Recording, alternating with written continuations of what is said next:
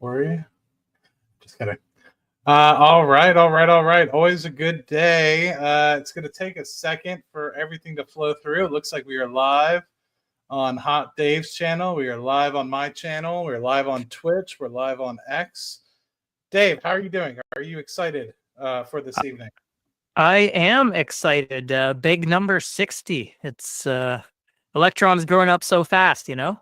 It is, man. I can't believe it. I was like, when did I get involved first? My first few launches, it was either right before 20 or right in the mid 20s, somewhere around there. So to believe that I already have 40 launches under my belt, watching as an investor, as well as somebody that's excited about space, it's excited to kind of see the continuation of it. And the second launch of the year, that's exciting. And yeah. I'm curious to see what else we have in store. It's going to be a big year. HASTE is going to grow up. Neutron's going to grow up. There's going to be a lot of cool things that end up coming out throughout the year. So, yeah, I feel like they often, when it's like a, kind of a more special launch, whether it's 50 or 40 or whatever, they'll give a little bit of extra coverage, like maybe some new videos or animations or something like that with the launch coverage. So we'll get to see what happens there. Obviously, Black Sky, the new Gen 3 satellites, pretty exciting for them. And I think it's it's very fitting that it's Black Sky who we're launching for, because they're pretty much, I think, the most frequent customer Electron has at this point. Yes. Yeah. I mean, there's been a few others, and it's been a while since Black Sky launched. If I remember, it's been probably 6 months or maybe even more, because they've been getting ready for the Gen 3, right? So correct me if I'm wrong there. I don't remember the last time really it was, but they definitely had quite an allotment of launches. I think they just put something on Twitter about it too. You might be right. Yeah, I tend to lose track on the specific companies when they launch. It's getting to be too many to track them all on. Exactly. But that's a good sign, you know? It is, yeah. So actually, this is probably good to share. So far, the launches to date. So thanks to X for keeping us honest. So the first launch was in, sorry if it's a little bit hard to read, everybody. Maybe switch this over really quick. Let me just double check. That looks a little better now. So starting in June 2019, it looks like. So Make It Rain, Look Ma No Hands, 2019 August. They go up so fast. That was 2021. I remember that one. Running Out of Toes. That was May 2021. November 2021, Love at First Insight, A Data with Destiny, December 2021, Without Mission a Heartbeat. Without Mission a Beat. Keep messing up. Okay. April 22. The Beat Goes On, March 23. And today. So yeah, it has been almost a year, about 11 months. Okay, so I wasn't crazy. Normally I am. So one of these days they're going to run out of the funny names. That's what I always wonder. Like, at what point is it so like old hat at that point where you're just like, you just use the normal names, like launch 50 or launch 60. Yeah, I hope they keep that going for as long as possible. It's fun. I like it. I think it's it adds a little bit of character to it and keeps things exciting. Just to interject here, I see we have a big gifted super chat from Fool's Gold, and if US does beat Canada on Thursday, then yes, I will be quite upset. But I think you guys, you got your work cut out for you. We have Makar back, and I think we have a really strong team. So you got us once, but it's going to be a good game. So good luck to you as well. Much appreciated, my man. Continued success over there in the Middle East. Looking forward to all the pictures that you send over. So we got another one. Oh, wow. And we have one from Jacob as well, and Fool's Gold, the legend, on my channel as well, to both of us. So yeah, great guy. I actually interviewed him recently. Interesting story. Did extremely well for himself. Did you have a chance to see that, Matt? I saw somebody else interview. I didn't see that you interviewed him, so I'll have to look at your channel and find that one. That was interesting. But I've talked to Zach quite a bit, off and on the channel. So yeah, he's a good person to keep in touch with, and I want to meet up with him at some point whenever he's done his world tour, as I like to think of it as. But yeah, he's a good person. He's inspiring me. You know, tells me to stop being such a what's a more PC way to put this? Have more conviction in myself, I guess is the right way to probably put it. One thing I did take away from my conversation with him is that, like, I think when I have done my research and I'm really confident, it's okay to go big on an investment and it can work out. I've seen, I was as confident as anyone in Rocket Lab, but I was always taught, be safe, be conservative, diversify, which I did. So, well, Rocket Lab was my biggest holding, or is now my biggest holding. Could have done better on it. So I always feel that, darn, I missed out a little bit, but not complaining at all because, did very well on it and will continue to, I'm sure. Yeah, I've had some things in the past where it didn't go my way, and so that always That's kind the of other side. stings. But it didn't. I guess one thing positively thinking about what you just stated is like, I took a calculated risk. I didn't invest more than I was willing to lose. I did lose probably like 95% of it. It was like a fundamental miscalculation on my part. And I was still kind of young in my investment career. Yeah. And at the same time, I was just like, you know what? I was like, if it goes to zero, that's fine because I know what the quantified amount that I was willing to lose was, and so I was okay with it. I mean, not okay with it, but you know what I mean. Like, it didn't bankrupt me, and it's a good reminder to show you, like, you will survive, right? As long as you're taking calculated steps, even if you're getting a little bit, I guess, concentrated rather than over diversifying, if that makes sense. As long as you're making sure that it's not something that'll kill you or take you down, then you'll survive and you'll live to fight another day. But the thing that I learned about Rocket Lab, which I did better than Palantir, was continuously adding. So even at $8, $10, even though my cost basis at one point was like $5, I've never stopped adding. In fact, I added, it was either yesterday. No, I guess it wasn't yesterday because the market was closed. It was today then. I rolled some covered calls on some other stocks and had a profit basically that I made from that. And so it was just a couple $100, but even still, it's like a couple $100 every couple weeks. It'll continue to add up and be thousands of shares. And that's really what my story with Rocket Lab has been. So. Yeah.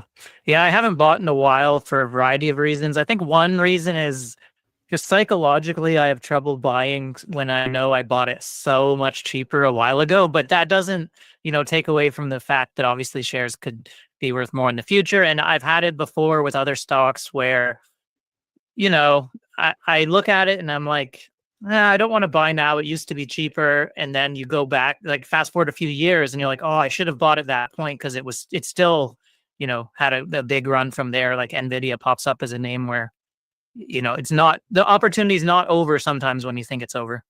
Yeah. I mean, it all just really depends on people's risk tolerance, right? And you might be sitting there. I mean, a lot of people don't recognize this. So over the trailing 12 months, I was actually pretty funny. I want to state this for the record. I had somebody say like, man, something really needs to happen with Rocket Lab. And I was just like, okay. I was like, don't get too greedy here. I mean, you look at the last 12 months, you're up 470 odd %. And this person's like, it's really been dipping since the beginning of January. And I was like, dipping. I was like, let me check this. And I was like, did we really dip that much?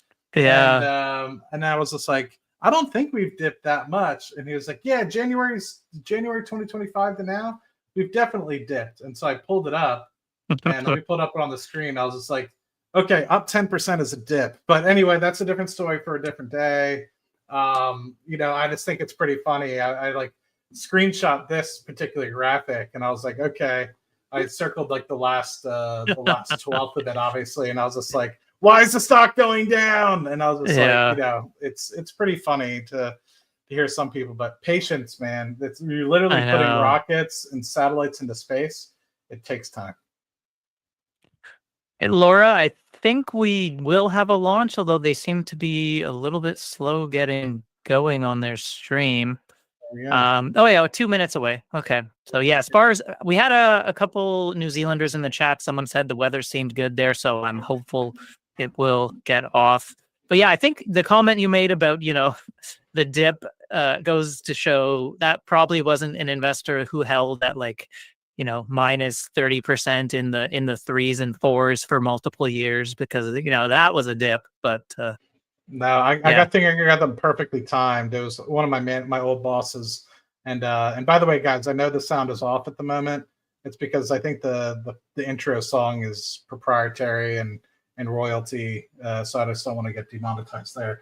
But yeah, I think I got him in perfectly. I think he started accumulating shares in like the high threes, low fours, and so I don't think he ever saw the panic when it went from like 15 post SPAC to 20 at the one point, then all the way back down. I mean, I went through that whole ride, and I was like, stock's not any worse than it was. I was like, in fact, they've launched more and gotten better. So I don't understand why the stock is down at $3. It just didn't make sense to me at that point. And $2 billion market cap, it was a no brainer. It was like, if anything's going to make it in space and it has a $2 billion valuation, it's going to be Rocket Lab.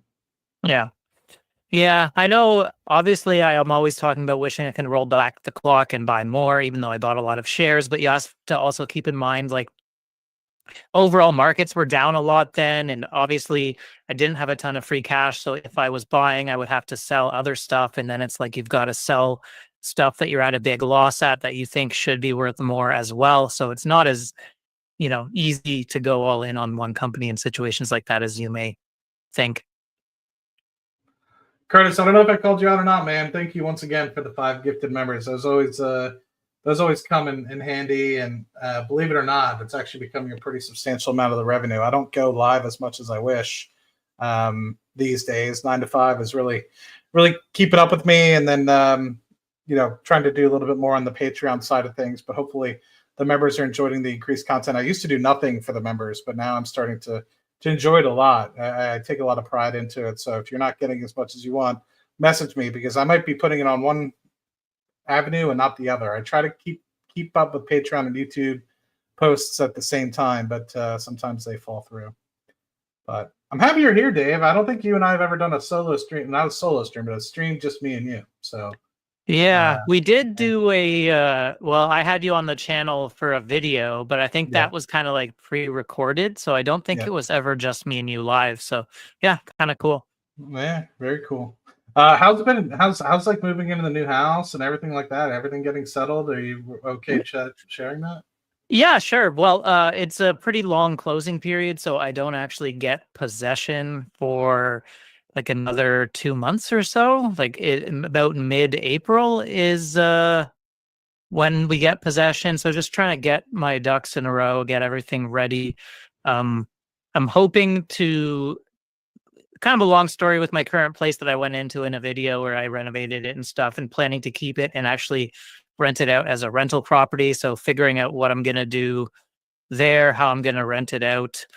Originally, I was thinking of Airbnb-ing it, but honestly, the regulations here are so difficult to deal with that I think I'm just going to try and find a good long-term tenant that I don't have to have a ton of maintenance.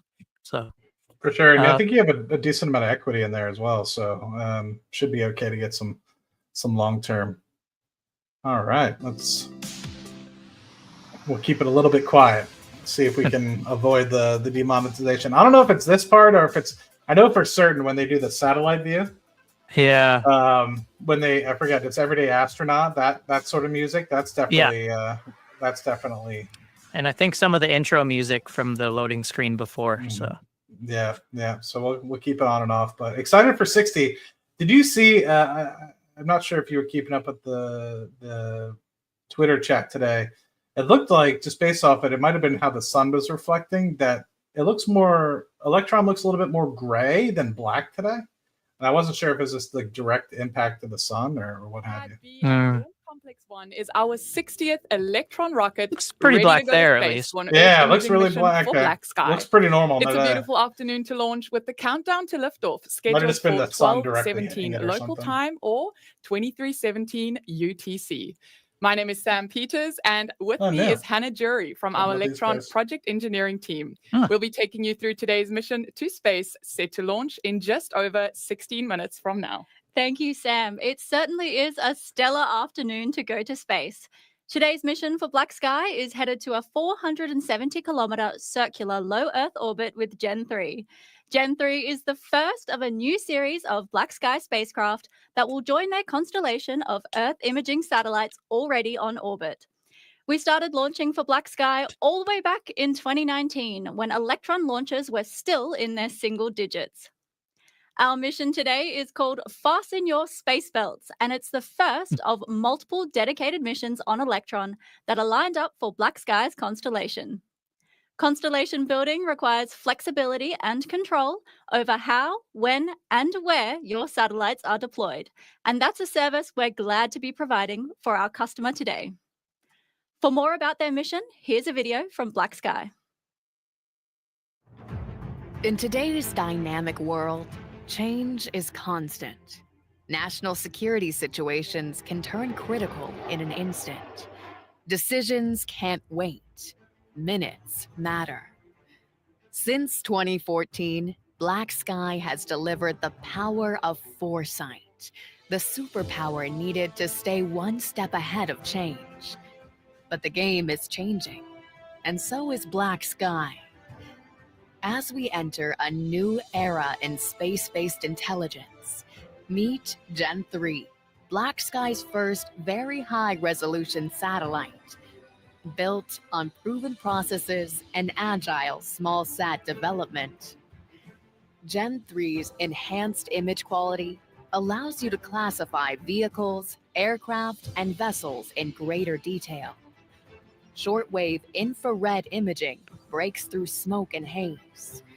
Targets are revisited every hour, and accelerated communications enable last-minute tasking for the highest priority missions.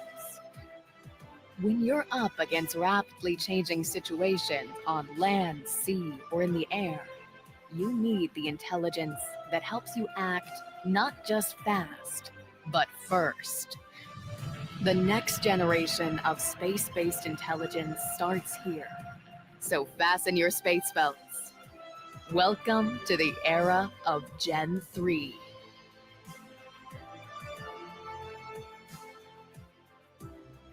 Very cool. Dave, do you own any? You own Black Sky, don't you? A little bit? It will be our 9th launch overall for Black Sky, making us the most prolific launch provider for their constellation to date. Black Sky is one of our earliest and longest standing mission partners, and it's great to be back on the pad with them once again to advance and expand their constellation. Now, if you've seen enough Electron launches before, you might have noticed that the nose cone for today's mission is looking a little bit longer than it usually does. That's because we're flying an extended fairing today, which better accommodates the dimensions of Black Sky's new Gen 3 satellite. Customized fairings are a simple way that we can tailor Electron launches to meet a wide range of mission requirements.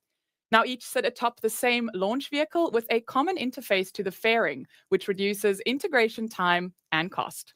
All of this to say that the beauty of our launch vehicle is that with a common launch platform, we're able to support multiple mission profiles, whether you're flying in orbit or below it. Now we are at T-minus 13 minutes in the countdown. Let's get an update from the mission control team as they run the go, no-go poll for today's launch. Our operators in mission control will report in on Electron's different systems and confirm with a go or no-go if everything's looking good for launch. This ranges from the payload status and the rocket's environmental conditions to its propellant tank levels and whether the skies will remain clear at liftoff. That's right. And from range control in Mahia, our operators there will report on the range's readiness and Launch Complex 1's ground systems to confirm the pad is ready for liftoff. All operators report up to the launch director in charge of operations. And today, in mission control, our launch director is Michael Pearson. Let's tune in now to the poll as that status update gets underway. Quick shout out to Adam. Thank you for the 5 gifted, my bro. Much appreciated. Adam's a legend. Hey, keep asking good questions. By the way, did you see Black Sky stock is up pretty big LD today? to all stations Was on it? Maybe it's mission, because of the proceeding launch. with the go-no-go sequence. It's been on a run. Stage. Stages go. Avionics. Avionics is go. GNC. Yeah, big. GNC is go. VCon. VCon is go. T1. T1 is go. GC. GC is go. PLS. PLS is go. RSO. RSO is go. MET. MET is go. MM is go. And LD sub. LD sub is go. Okay, all stations, that concludes the go, no, go sequence. We are T-minus 11 minutes, 15 seconds and counting. We are go for terminal count auto sequence at T-minus 10 minutes. From this time, the 3-word hold procedure is in effect. Yeah, stock's moving up so much. It was up like 16%, 11% during hours. The countdown clock is continuing, and we are go for liftoff of our 60th Electron mission. We're at T-minus 10 minutes and counting, squaring us up for the launch attempt right on 12:17 local time or 23:17 UTC. We are about to reach another Electron milestone today with our 60th rocket on the pad, ready for launch. Now 60 launches is an impressive feat, but how about 60 rockets in 60 seconds? Let's enjoy this hot and fast recap of every Electron launch to date. I was literally thinking about this on the drive home. 5, 4, 3, 2, 1.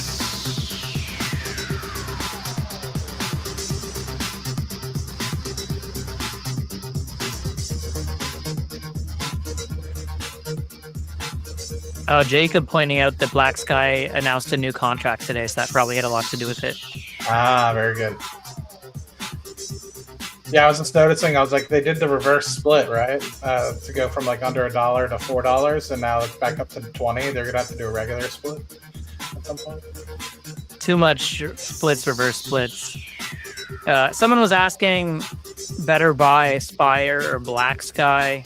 It's funny how things changed 6 months ago. I probably would have said Spire. Now I think you have to say Black Sky after Spire had that maritime deal fall through. They were selling their maritime business, and the buyer has pulled out apparently. So they seem to be in a lot of trouble with cash reserves dwindling.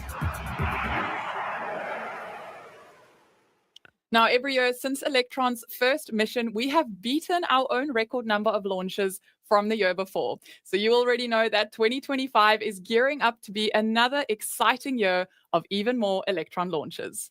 Now, one of the foundations to our success and a critical element in the ramp up in Electron's launch cadence is having our very own launch site to fly from. Launch Complex 1 opened as the world's first private orbital launch site and has been the primary launch site for Electron ever since. Having our own launch site means we're always free of traffic jams. With 2 launch pads to cycle between, a 24/7 launch operations team, and rockets always ready to go, Launch Complex 1 helps keep access to space open for the satellites that need to get there. Earlier this week, we caught up with our Director of Test and Launch Operations and today's Launch Director, Michael Pearson.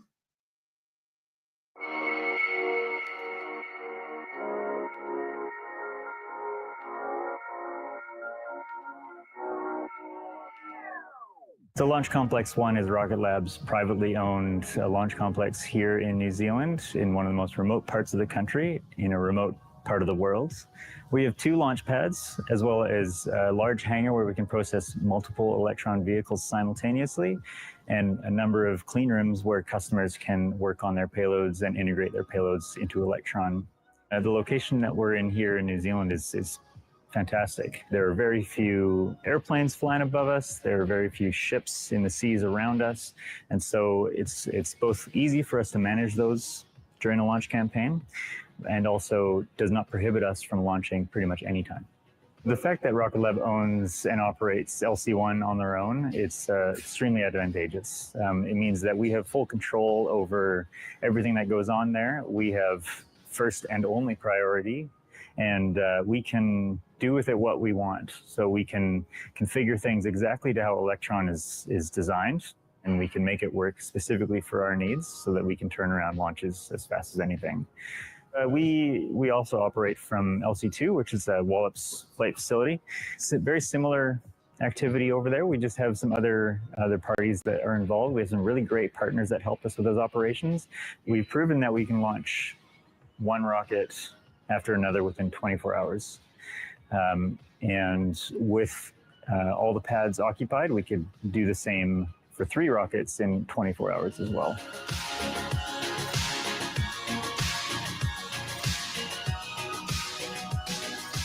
So as the launch rate picks up around the world from all providers, it prohibits flexibility in a lot of cases. So if you are operating from a pad at federal launch sites and another organization is also operating and they have an issue on their vehicle and they have to delay a day, that may affect your opportunities to launch or other parties' opportunities to launch. And it's this cumulative effect that means that everyone's sort of impacted by everyone else. Whereas with our own launch site that we have full control over and are the sole operators at, if we have to delay a day for weather or similar things, then not a big deal. We don't need to stop anyone else from launching. We deal with it ourselves. When we did our first Electron launch from LC-1, it was not only an accomplishment for Electron as a vehicle, but also the fact that we were the first in the world to have a private orbital launch site. And that was a huge deal. You know, the regulatory hurdles that we had to jump through and the efforts that it took to make that happen were just as big of a deal as to get Electron off the pad. And so that was a huge accomplishment, an exciting accomplishment, and we've just leveraged that since then. And, you know, as I've said, added another pad and made it just more and more easy for us to do it. And it's just so liberating to have the freedom to operate from there. So it's the most beautiful launch pad in the world, without a doubt. T-minus 5 minutes. Hey, Hot Dave. Now it takes about 9 minutes. One. Weather has turned here. If I lose power, you might have to emergency get the stream up. So just be prepared. A 60th Electron launch. The mission begins with liftoff, of course, and shortly after we launch, we quickly reach a critical milestone called max Q. This is when the aerodynamic stress on the rocket is at its greatest. Once we pass through max Q at around 2.5 minutes into the flight, the rocket's first stage propellant is depleted. At that point, the 9 Rutherford engines will shut down, the first and second stages will separate, and the stage 2 Rutherford engine will come to life. Once we make it through staging, Electron's protective fairing shell will separate and fall away. This action exposes the kick stage and Black Sky's Gen 3 satellite to space for the very first time ahead of payload deployment. At around 6.5 minutes into the mission, we perform a unique operation called battery hot swap. We'll go into that in a bit more detail as the milestone occurs. Then, at the 9-minute mark, the second stage will shut down its engine. The kick stage with Black Sky's satellite will separate before entering a transfer orbit, coasting around the Earth for about 40 minutes. And once that pass is completed, we ignite our Curie engine on the kick stage to circularize our orbit around Earth before the Black Sky satellite can be separated and join its Earth imaging constellation. Before we get to liftoff, Electron operations will enter the final count. At T-minus 2 minutes, control of the countdown is taken over by Electron's flight computer, which will manage final operations autonomously. Our launch director will then count the clock down from T-minus 10 seconds, with Electron's engines set to ignite at T-minus 2 seconds for a liftoff right on T0. That's right, and very soon we will be on our way to space for the 60th launch. We're bringing up the audio channels now for mission control to listen through that countdown in real time. So we'll be back with you shortly after liftoff. Auto sequence is locked. And confirm all expected flight computer ASGOs are green. ASGOs are green. Okay, all stations, we are go for auto sequence start at T-minus 2 minutes. LD is go for launch. Shout out to the 230 odd folks in Dave's chat, and then almost 200 in mine. Always a good time to see some great people, and always a good time to watch Rocket Lab put something into space. Yeah, it's popping today. A lot of folks hanging out. Yeah, it's getting pretty good. I guess not a lot of people doing live streams this afternoon, and it's maybe a little bit more prime time than normal. Sometimes it's a little late. So yeah. T-minus 2 Yeah, minutes. I was glad that I would get to watch this one because often the time does not cooperate when they're launching from New Zealand. Right. Yeah, sometimes it can be a little tough.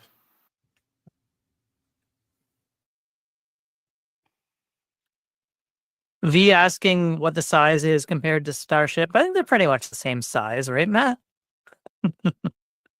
Which one? Sorry, this one. I was just joking. They're comparing the size of Electron to Starship. Very, very close. Yeah. Yeah. I doubt you'd be even able to distinguish if they were right next to each other. Yeah. Probably because you couldn't see the Electron. Yeah.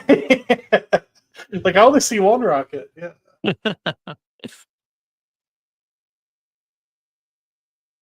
Okay. Getting close to 1 minute here. Yeah, getting anxious. I always love launches. It's always the second stage separation that always gets me, though. I always get like a little. But yeah, and battery hot swap. It's always good. Stage 1 and Stage 2 tanks are pressed for flight. High flow engine barges enabled. Clearly, this one, by the way, not a reusable variant. We don't see that shiny gray section in the red. So, yeah, no surprises there. Somebody posted a picture of it earlier. I kind of like the contrast because, like, it's black and white, but if you see the nice red stripe, and then it has the Rocket Lab logo. T-minus 20 seconds and counting. Yeah.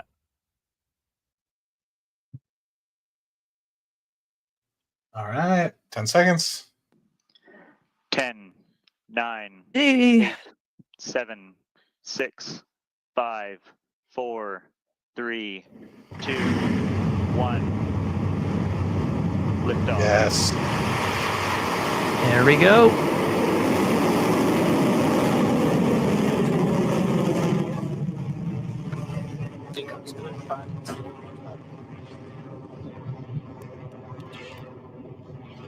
Looking good. Yeah, so far so good.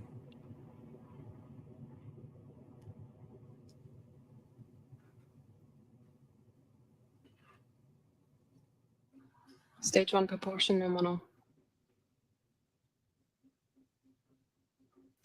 Fasten your space belts. We are on our way to space with Electron. Velocity and altitude are increasing towards our target of around 27,000 kilometers an hour and an insertion altitude of around 205 kilometers. Now that we've cleared the launch pad, the next major milestone is max Q. This is the point during the flight in which Electron experiences the highest aerodynamic stress that we can expect during ascent. Now, let's listen into mission control for that crucial call.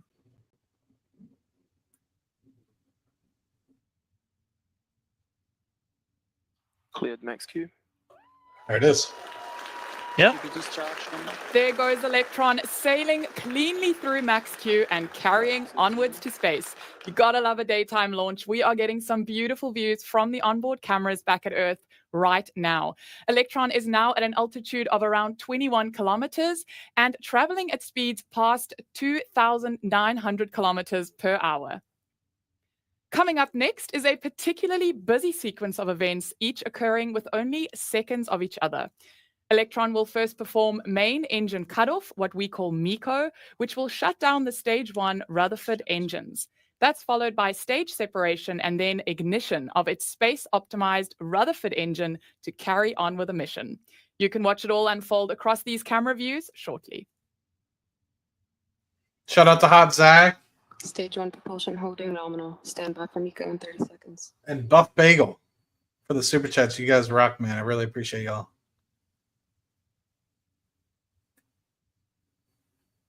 Francisco's also saying we got 15 rebid seconds to staging. contract. I don't know if that means all of them. Entered burnout detect mode. No, it's just one batch, I believe. Is it the beta that we have, or is it a different one? Yeah, it's not one that Rocket Lab was awarded. There was another awardee, and then Stage separation confirmed. stage separation. There you go. Ignition. Always wait till it's always flaming. This looks a There it little is. different at the top right. Am I crazy? Can And someone, that is Francisco? exactly what That we does wanted. look different. MECO, stage separation, and second stage ignition all looks performed cleaner to me. flawlessly on Electron's 60th flight. The rocket's second stage fired up healthy and is now continuing well on its way to orbit with Black Sky's Gen 3 payload, traveling now at more than 8,000 kilometers per hour. With the weight of the first stage gone, it's time to drop some more and streamline the journey to space for the second stage. Electron's fairing will soon split and eject its nose cone halves, introducing Gen 3 to the vacuum of space for the very first time. What we're waiting to hear next from Mission Control is that fairing jettison is confirmed. Let's listen in. There it is. Yeah. Beautiful. And there goes that nose cone. Electron's fairing has been jettisoned. We are now 3 minutes into the flight with less than 6 minutes remaining for the second stage burn. I think you're right, Dave, but they normally call that stuff out. So I'm a little bit... Yeah. I think it's a Guidance is nominal. newer battery. If it... Yeah, we'll have to keep an eye on it, because if we get a chance to chat with the guys, I'm curious... Because they said the move from the Beast to this later model was like a couple percentage points in capacity uplift, and I'm curious if this will have the same, or if it's just a minor cost savings, or if it's actually going to be capacity uplift as well. Yeah. Right, T plus 4 minutes on the clock, and the mission is continuing nominally for Electron and Black Sky's Gen 3 satellite. Having made it through liftoff, stage separation, second stage ignition, and fairing jettison, our next milestone is one that you will only witness on Electron. Our rocket's 3D printed engines are electrically powered by batteries, but the energy needing to keep the rocket going into space means that those batteries can drain within minutes. To keep the mission moving along, Electron's flight computer instructs the second stage to switch the engine's power source to its next battery pack, and it's a move we call the battery hot swap. When that action happens, the old set of batteries are jettisoned and fall away from Electron, so you might catch them on your screen when they do. Otherwise, the comms call to confirm battery hot swap was successful should be coming up shortly from Mission Control. Yeah, one of the things I think a lot of people don't realize, Rocket Lab has been launching satellites for quite some time. This is the 60th launch. And majority of the time, they've been carrying payloads. Guidance is nominal. 200 seconds remaining.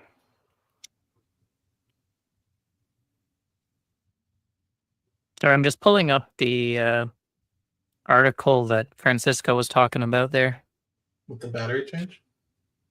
No. Oh, the SDA. Yeah. So Rocket Lab could potentially have the opportunity. Approaching up SWAT in 30 seconds. I'm kind of curious because like a lot of those SDA contracts are pretty big. Like the one that Rocket Lab got was actually rather small comparatively to. Yeah, I mean it was still 500 something million, but it was one on the smaller end. Totally, but yeah, and so this time ago, around we're prime contractors, so it might even be more in our favor than it was before. Yeah, I think the previous winner probably, I would imagine, still has the best chance. But oh, there we go. Yeah. Electron has successfully completed its battery hot swap on the second stage. We're now 6 minutes into the flight at an altitude of 204 kilometers. We've passed most key milestones for this launch, with only a few more to go, including second engine cutoff. At SECO, the Rutherford engine will throttle down and then stop in preparation for kick stage separation. This marks the end of the first phase of the mission, which is expected at around 9 minutes into the flight.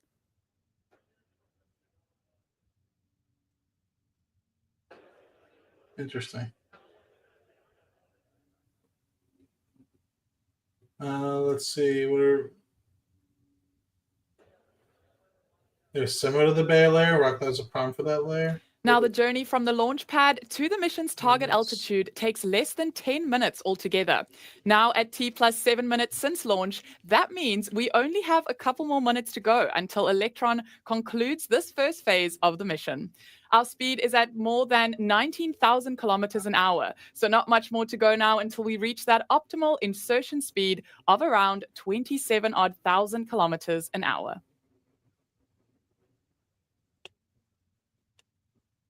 Those guarantees are risky. Yeah, I think it is the space junk. Maybe it burns up in the atmosphere. We'll never know.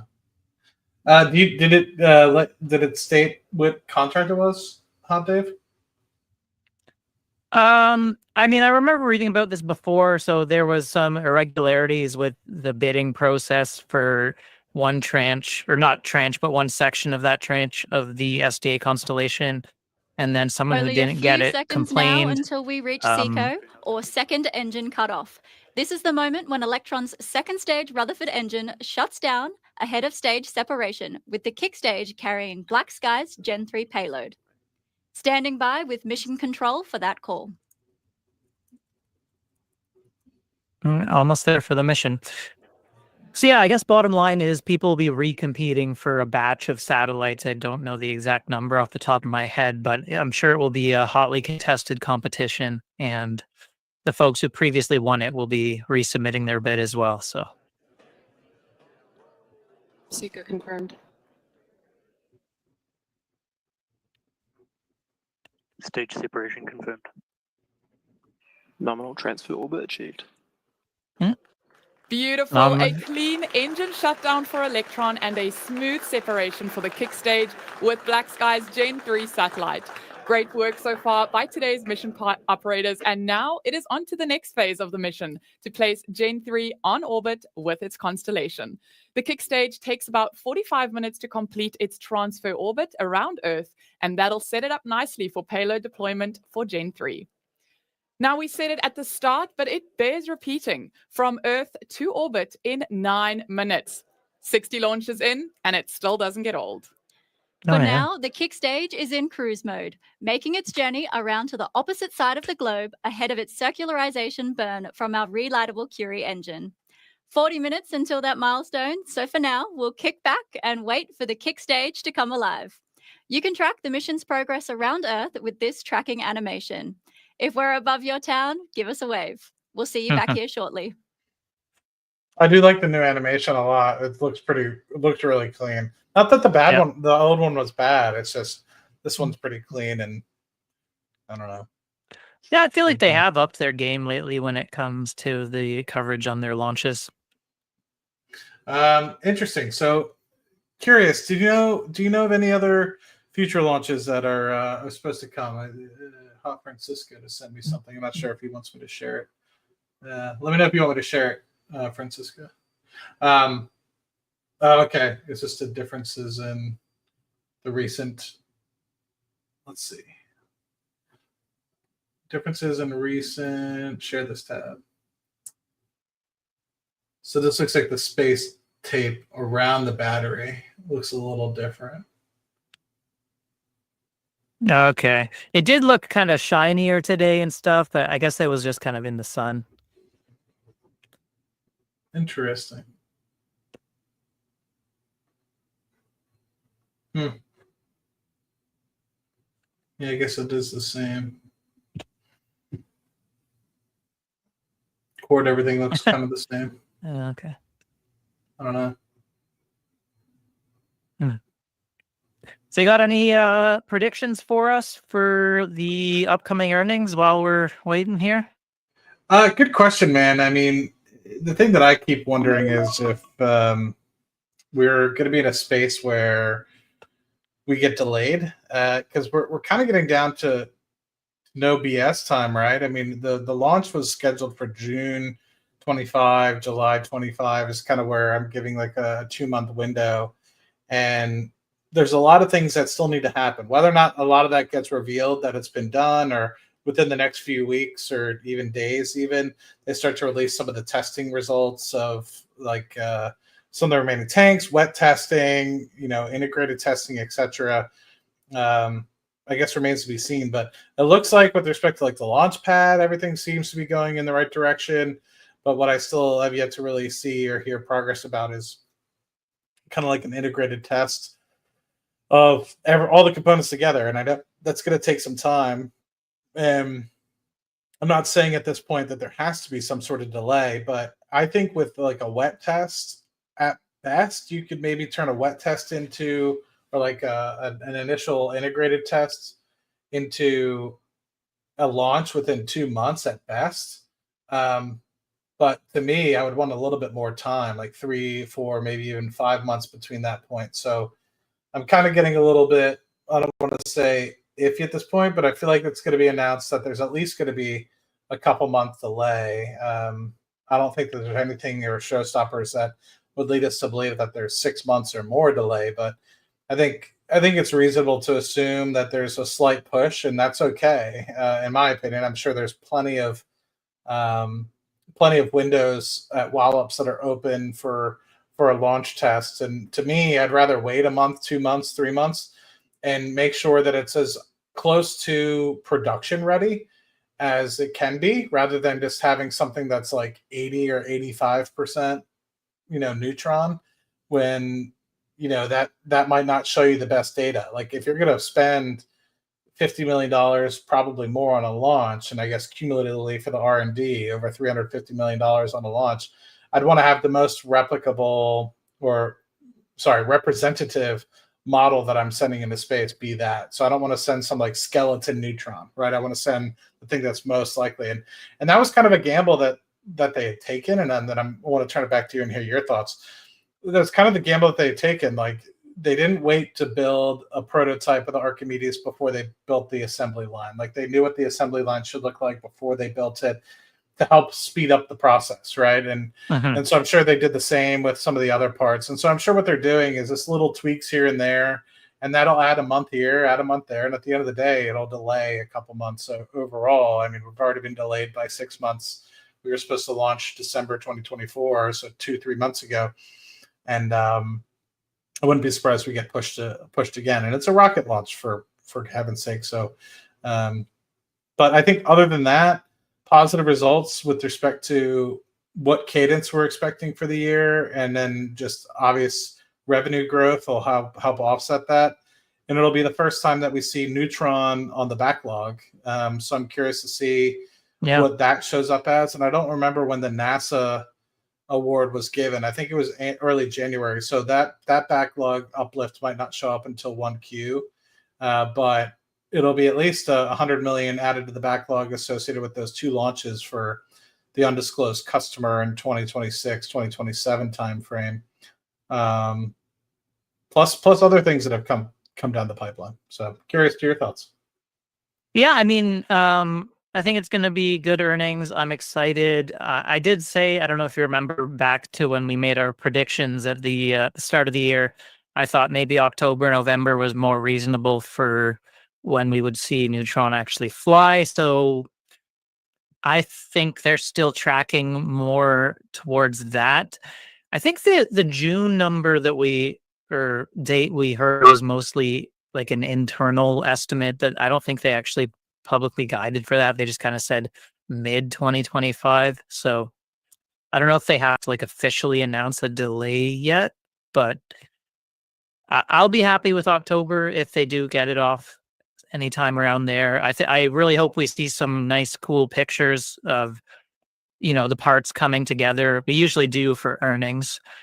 I'd like to see some announcements on new contracts, especially Space Systems, as they've delivered those Escapade satellites. They're really getting through that Varda contract now. I think number 3 is done or almost done of 4. So hopefully, I'm hoping to see more Space Systems contracts. And I think it'll be a great quarter. Did you see, by the way, so Rocket Lab released their payload guide for Neutron, and it showed it was basically divided into 2 halves. So it's like much more modular than you usually see for rockets, and they can kind of stack the top section onto a different bottom section and move it around, and they transport them separately. So I think they had the like core stage and upper stage or something like that. I forget what they call it, or not stages, but yeah, it's a very cool design though. I thought that was quite exciting and will be different to see.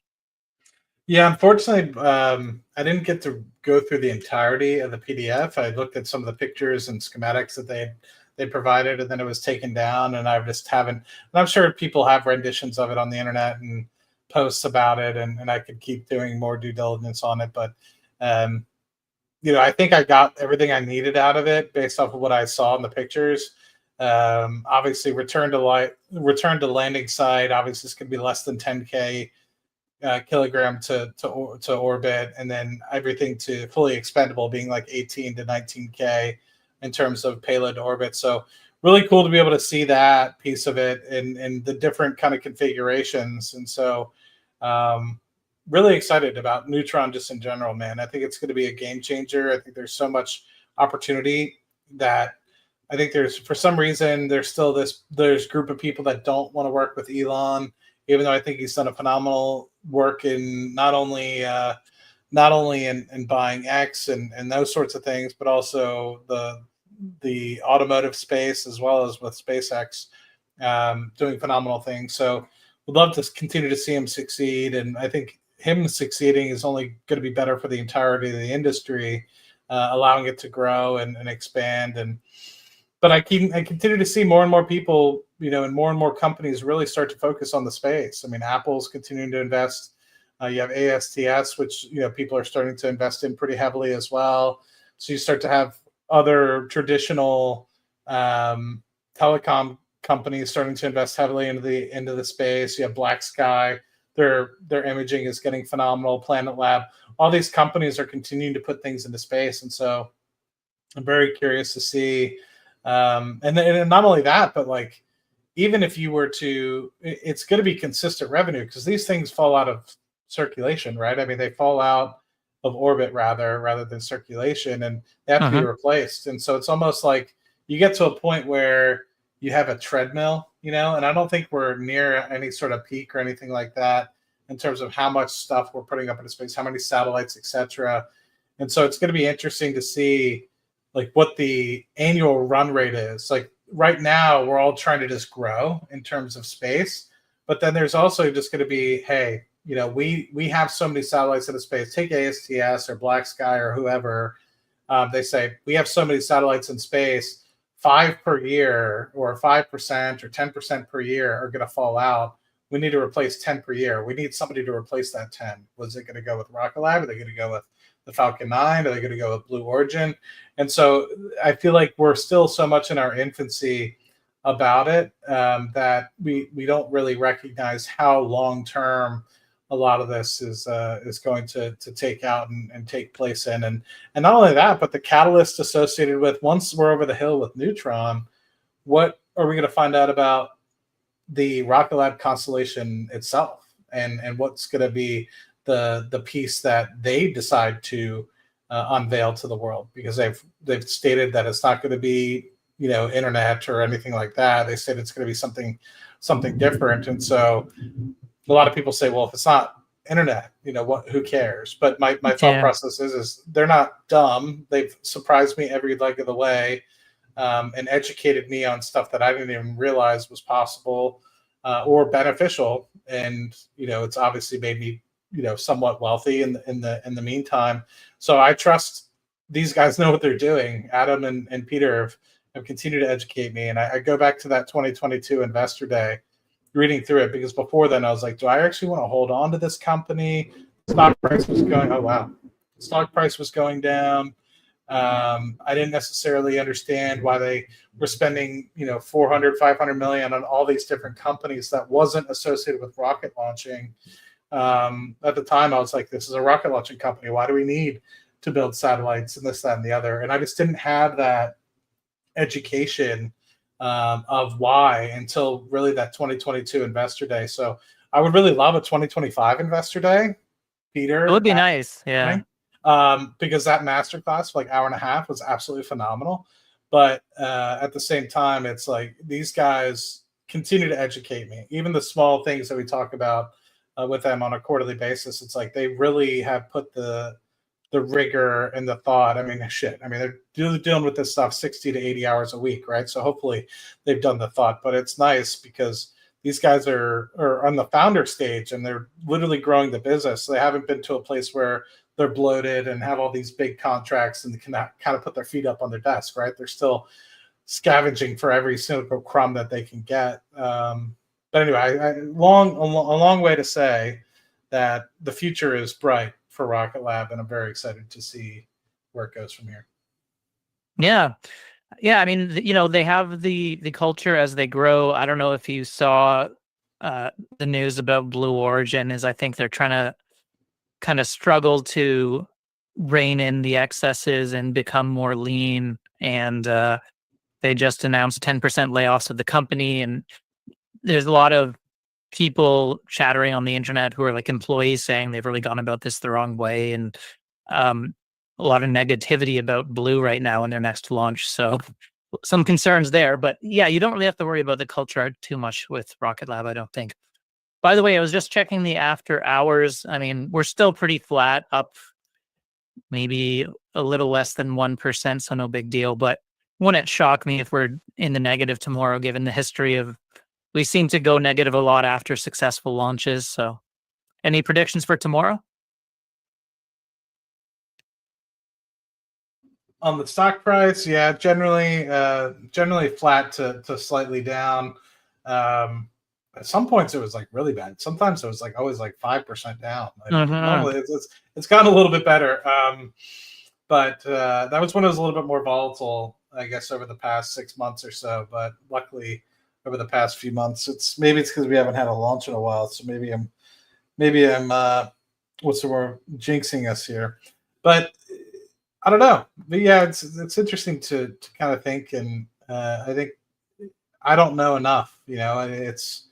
It's really cool to be able to see what the possibilities are with respect to this. And if I could be attached to anybody, it would be Rocket Lab. And a key reason why, Vince and I talked about this over the weekend at Rocket Lab Weekly, because I think he was noting how that might happen, the layoffs happening at Blue Origin. And it just goes to show you, Jeff has been putting about $2 billion a year into Blue Origin for quite some time. They have about 10,000 employees. They have a lot of infrastructure built, and they've done well, right? They've launched New Shepard 20 odd times. They have the New Glenn rocket, which isn't a small feat. It's a beautiful rocket. It was very successful, and hope to see that eventually land itself as well.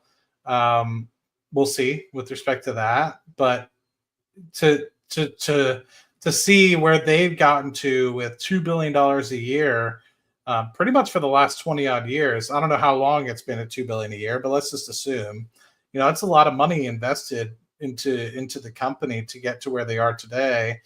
And Rocket Lab has done it. Yeah, in my opinion, Rocket Lab's done it with a fraction of the cost, right? And so, that $2 billion a year, while great, to me, how much of that is inefficiently spent, because Rocket Lab was able to put, or will be able to put Neutron on the pad for, they said 200 million initially. And yes, it's going to be closer to 300, 350. But at the end of the day, it's a fraction of the cost of not just the budget that they probably spent on New Glenn as a whole, but a fraction of the annual cost of what it costs to run Blue Origin. So it kind of scratches your head a little bit in terms of what $2 billion to do. It just goes to show you, like, sometimes when you're solving problems, money isn't the answer. Like, you actually need to think through them a lot. And I think a lot of companies, what they do, especially when they get larger and they have the excess capital, is they just throw money at it in hopes that, and in reality, you really need to think about things methodically, because you throw a lot of money, you throw a lot of resource at people, then you have checks and balances, which checks and balances within an organization could be good, but it can also drive inefficiency. And then you end up with a lot of chiefs and not a lot of Indians. And I don't mean that in any sort of derogatory way, but it's like you end up with people that aren't actually doing a lot of work, that is kind of talking about doing work and talking about direction. And it's like, you don't really need direction. Like, you rely on Jeff for direction. You rely on Peter for direction. You rely on Elon sorry for to direction. Interrupt. That was one comment I saw a lot on the Reddit and forums and stuff from employees, is like they were laying off too many of the line workers and engineers and stuff like that, and not the VPs, managers, and it's a little backwards that way, but I feel like hopefully they right the ship. Yeah, I think it's typical in business, unfortunately. Reminds me of that cartoon. You've got like one guy digging a hole, 10 people standing around inside it. The guy in the hole is like Dave, and then everyone standing around is like, we should fire Dave. Anyway. By the way, did you see my fancy shirt, Space Company Owner? And then I've got like like that. 0.00001%, I think. Yeah, Something I need to check where I'm at, because I'm not close to.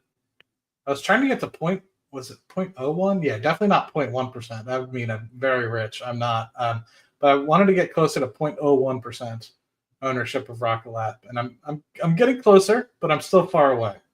So I need to get to that point. But yeah, I think in order to get to 0.01, I need 50,000 shares, because we're at about 500 million shares outstanding. So to get to 0.01%, you need 50,000. Yeah, it'd be tough for me to get there. Well, I think maybe if we have a major pullback, and I would liquidate other stocks. But then I don't know. It's always a tough when you're talking about selling a stock to buy its stock. It's like, do you really want to sell, say, Tesla? I have some Nvidia. Do I really want to sell that? I don't know. I guess I could sell some index funds, but I try to be at least a little bit responsible and have my safe section of my portfolio. Yeah, maybe I'll get there one day. It really depends, man. Like, I thought the same in 2022. I was like, should I sell X? Should I sell Y? And it's worked out well. And granted, I add a lot of capital to the portfolio too. Like, investing is my hobby. So, somebody might spend it on like a jet ski, or somebody might spend it on, like, the things that I spend money on are like vacations and stock in the stock market, which are probably some of the best returns on investment. Granted, I don't have any kids or anything like that, so my responsibility and capital outlay for that is low so far. So a lot of my money just goes to the stock market, and it's paid out well. But at the end of the day, would I double down? Would I sell things? It really depends. Like, I have some things that I want to trim right now. Do you mind sharing, like, what other positions do you have in your portfolio? I know you have Palantir. Yeah. Palantir and Rocket Lab, two of the bigger ones? Yeah, those are the two largest. Let me just make sure I'm not screen sharing. I can run through. I'll talk a little bit about where I'm at. I stopped sharing the number okay. probably about 3 years ago, but I'm more than happy to share maybe some relative sizes of the positions. But let's see. Let me go to the symbol. What's the largest first? That's smallest. Or no, current value. So right now, and keep in mind, I have Rocket Lab in two different areas. So it's Palantir. S&P 500 is probably my largest position, because that's I have a large individual brokerage account position. Let me just make sure I'm not sharing. Okay. Large individual brokerage account position, but I also have 401k and other places as well. Rocket Lab is by far my largest individual stock position, but Palantir is kind of closing in on that. Actually, Palantir might have eclipsed it. I have to double check if I add up both positions that I have of Rocket Lab. One's in one account, one's in another. Then there's Amazon. That's pretty big. Dutch Bros has grown pretty substantially. We got Google. I also have a good amount of Bitcoin. I'm not massive amounts, but it's there. Next Decade is up there. Actually bigger than I thought. Next Decade. SoFi Technologies. Next Decade's an LNG play. I have some long calls in SMCI that have done well over the past few weeks. And then it starts to tail off a little bit. But like Venture Global, that's one that I'm starting to accumulate right now. That's another LNG play. But this SMCI play has kind of gotten out of hand really quickly. But other than that, yeah, it's mostly just some small secondary positions. Then it all shows up as small options here and there, covered calls and cash-secured puts. I'm trying to think if there's anything else in the portfolio elsewhere. I have some company stock, which I don't really disclose who I work for, but people are interested. They can look me up on LinkedIn. It's not a secret. Just try to separate church and state there. But yeah, those are the big ones: Google, Amazon, Palantir, Rocket Lab, Dutch Bros is squeaked in there, and then it was SoFi before Dutch Bros, but I trimmed my SoFi and bought Nubank Leaps. And Oh so yeah, I've far heard those about have been, Nubank.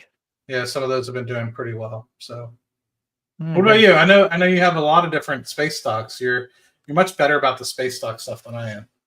I mean, I've tried to get into it a little bit there. To be honest, other than Rocket Lab, all my space stocks are very small positions. But yeah, in the space industry, obviously Rocket Lab by far the biggest. I bought some Planet, which has kind of turned it around a bit lately and done all right. Redwire, it's done well for me lately, as well as Intuitive Machines is kind of a cool little company. It's done well for me lately as well. Those are my main space companies. I've been interested in Black Sky and Spire, some of the other ones, but yeah, not holding them. And then Tesla still have a large position in, just never sold. I'm kind of just waiting out the full self-driving and robots on that one. I don't know, turbulent times right now anyway for Tesla. But I think once they get to that point, it'll be very worth it. And then I still also have my index funds, S&P 500. I'm Canadian, so I have some Canadian index funds as well that I kind of want to get rid of. And something you don't really think about very much is actually, because I hold so many American companies as a Canadian, and the Canadian dollar is frankly like shit right now. So it actually helps whenever I bring the money back into Canadian dollars. It's like a nice little boost. So that's actually helped out quite a bit. And then, yeah, I just have some, some Mag 7 type names, NVIDIA, Google as well, some Apple, but I've kind of trimmed that. So a little bit of Amazon, I think. And yeah, a lot of index funds. I recently sold my Airbnb because I got tired of waiting for that to do something. But I did kind of like the business model on Airbnb, but I don't know. The returns. The business model is beautiful, so I'm trying to replicate it because I have my own Airbnbs, right? And so yeah, I'm trying to replicate it because it's like you get a lot of cash. So I've seasonal rentals at the moment, and I'm in the process of buying a long-term rental. So we'll see how that pans out. But the short-term rentals are great because you get a lot of cash in the summertime, and then you kind of just sit on it. And it's just like I'm like the opposite timing of Airbnb. So Airbnb gets all their money in like the fourth quarter, first quarter, and they just sit on the cash until they pay it out. Well, mine's the opposite. So I get all my money in the second and third quarter, while obviously that's when I start to have the majority of my people, because everyone wants to go to the beach for the summer.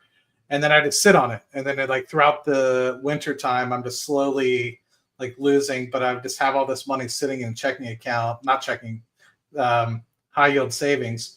And last year we generated like a couple grand just by having money sitting in the high yield savings. So that's kind of my goal, and that's what Airbnb does, right? They just have everyone's money and they have it sitting in a high yield savings. They generate money off of that while they wait.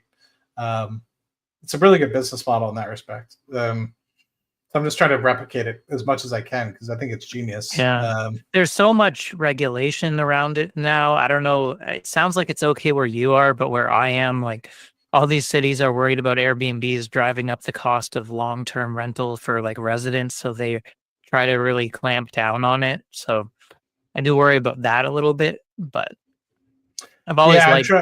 I'm trying to. Thank you for coming, member Kelly. Much appreciated.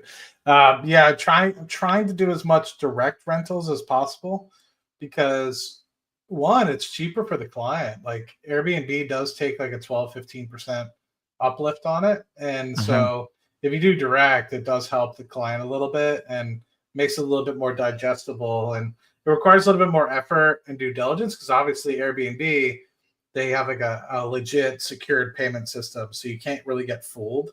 Versus if you take direct payment, like you don't have that Airbnb coverage, you don't have the guaranteed payment. So you're kind of dealing with like, will this check bounce? You have to like send paper contracts back and forth through DocuSign, all that sort of stuff. You have to like, is this person's license picture that they sent me real? Like, you know what I mean? Versus like Airbnb, they have all that legitimately automated. So it's interesting in that respect, but it's been fun. I haven't had too many problems as of yet, and the houses I've appreciated pretty well. But But I'm excited to get into the long-term rental because, as you probably can imagine, short-term rentals, it's a lot of touch points, like multiple times per week. You're talking to people that want to rent and things of the like. But curious, while I have you on the horn, what's your long-term goal? So like, what are you investing for? Like, what's the objective of Uncle Dave? Like, is Dave just trying to get to like 2 mil, 3 mil Canadian or US, and you say, I'm done, I'm leaving YouTube? Or is it to build a personal brand? And what's the Dave goal? I've been wondering that myself, to be honest. So, as I think about investing, I've always really liked the idea of financial independence, not necessarily because I want to stop working and just sit on a couch for the rest of my life, but I just like the idea that, if I got fired for whatever reason, or AI comes for my job in the industry, and like basically I'm not reliant on anyone or anyone else. But I enjoy investing in kind of the game for what it is, for its own, like, even if you took the money out in some ways. So I think I would probably always do it, even if I got to like 5 million, 6 million. Obviously, I still have a ways to go to get there. And yeah, it's just been a fun hobby, YouTube. I don't know if it'll ever really be a significant portion of my income compared to like my day job or whatever, but you can dream, I guess. Well, your content's really good. You obviously have a really good following. You're growing faster than I am, which that's not like a hit or anything like that. You put in a lot of effort, and so you definitely should be rewarded for that. And definitely have become a staple in the space community, providing really good content. And so, yeah, I've always just kind of wondered, like, to me, 3 years, well, I guess it was 2021. So 2021, I started seeing the numbers go in a certain direction. I know how much I'm saving on an annual basis. And that's, I was like, damn, I'm like, I kind of set my sights too short. Like, it was almost like, I want to get to 2.5, 3 million and like call it a day and like, retire. And it's like, well, I kind of got to the place where you're at mentally, where it's like, I'm never really going to retire per se. I might switch careers, but I'm never going to like there might be a 6-month hiatus where I put my feet up and go to a bunch of beaches worldwide and like check out Thailand, Indonesia, and a bunch of different spots. But when I come back to the States or wherever I, land, whether that's, who knows where, for my long-term, I guess, living, if it's still here in Houston, most likely, or what. But I don't think I'll ever retire. I might just switch careers. And to be frank, I mean, I kind of went from the goal of like 2.5, 3 million kind of being the thought, to then just being like, all right, like I'll get to 8 figures and I'll reevaluate. And so it's kind of like that's kind of the thought process for me right now. And so that's hopefully something that's attainable. It's like, I obviously have higher ambitions than that, but like if I fail and only get to 8 figures, I mean, I guess you can't really. But my hope is at the same time is that I help others get to that point. So like it really helps, not to the 8-figure part, but like, high 6-figure, low 7-figure sort of spots. Like when I hear people making even something like $10,000, I get super ecstatic. But I've had people literally reach out to me that have made like over 6-figure, like over $100,000. That like, just like, I'm just like, holy crap. But a lot of the times it's kind of really, I want to get your kind of thoughts. I'm sure you've had people reach out to you as well because of your great content and you kind of being a shepherd in this space as well. It's like, it kind of feels surreal because it's like, you're not really doing anything other than providing good due diligence and understanding how the stock may or may not perform based off of how it's currently valued. But at the same time, it's like, you're not the one doing the work. Like everyone's like, Matt, like thanks for Rocket Lab and like opening my eyes. But at the same time, like I just saw great potential in other people. I saw great potential in what Sir Peter Becker is doing. I saw great potential what Adam was doing. I learned from them. Their Investor Day presentation, they brought me along, and so it's like it's nice to hear that other people are doing well, but it's kind of like surreal because I'm not actually doing anything. Yeah, but I want to hear your thoughts. Yeah, I mean, first of all, yeah, thank you very much to On Orbit Studio for joining the channel members. Much appreciated. And I think, don't sell yourself short. There is so much value in just finding these opportunities. They don't come along every day, and building that confidence in like it doesn't happen very often. You look at a lot of investors, they, if you're buying index funds, you're not getting a 2x in any kind of years, never mind a 5x, never mind a 10x. Like, so I think if you communicate the thesis very well and are very knowledgeable about a company and do a lot of research and help people because they don't have the time, it's extremely valuable for them. And yeah, it's important that people continue to do that kind of thing. Do you have ambitions to be like financial advisor or open a hedge fund or anything like that?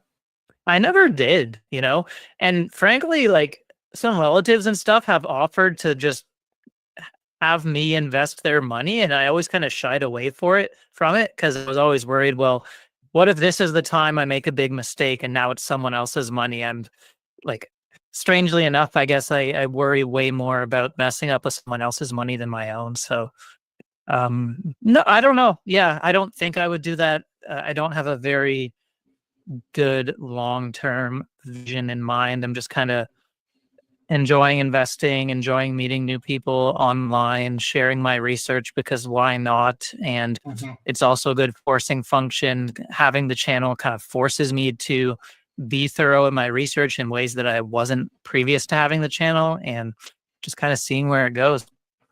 Silly question. How did the channel come about? Because for me, for example, it was more about documenting my progress. So like I recognized that I was always going to be building a portfolio. I was obsessed with investing, and so I started getting these dividends coming in. I was like, if I get hit by a bus, I would like my family members to like at least try to replicate what I've been doing, right? And I was a dividend investing focus much before focusing on things where I actually kind of knew a little bit more about what I was doing and picking undervalued stocks and riding them and doing well with that.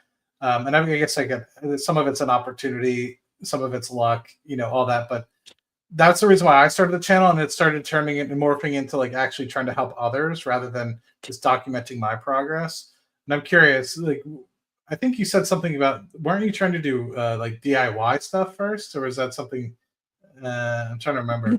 No, I did kind of DIY home reno here, but it was originally going to just be a investing channel. And the funny thing was for me is, I didn't set out when I made the channel, Rocket Lab wasn't even really on my radar and wasn't a space investor.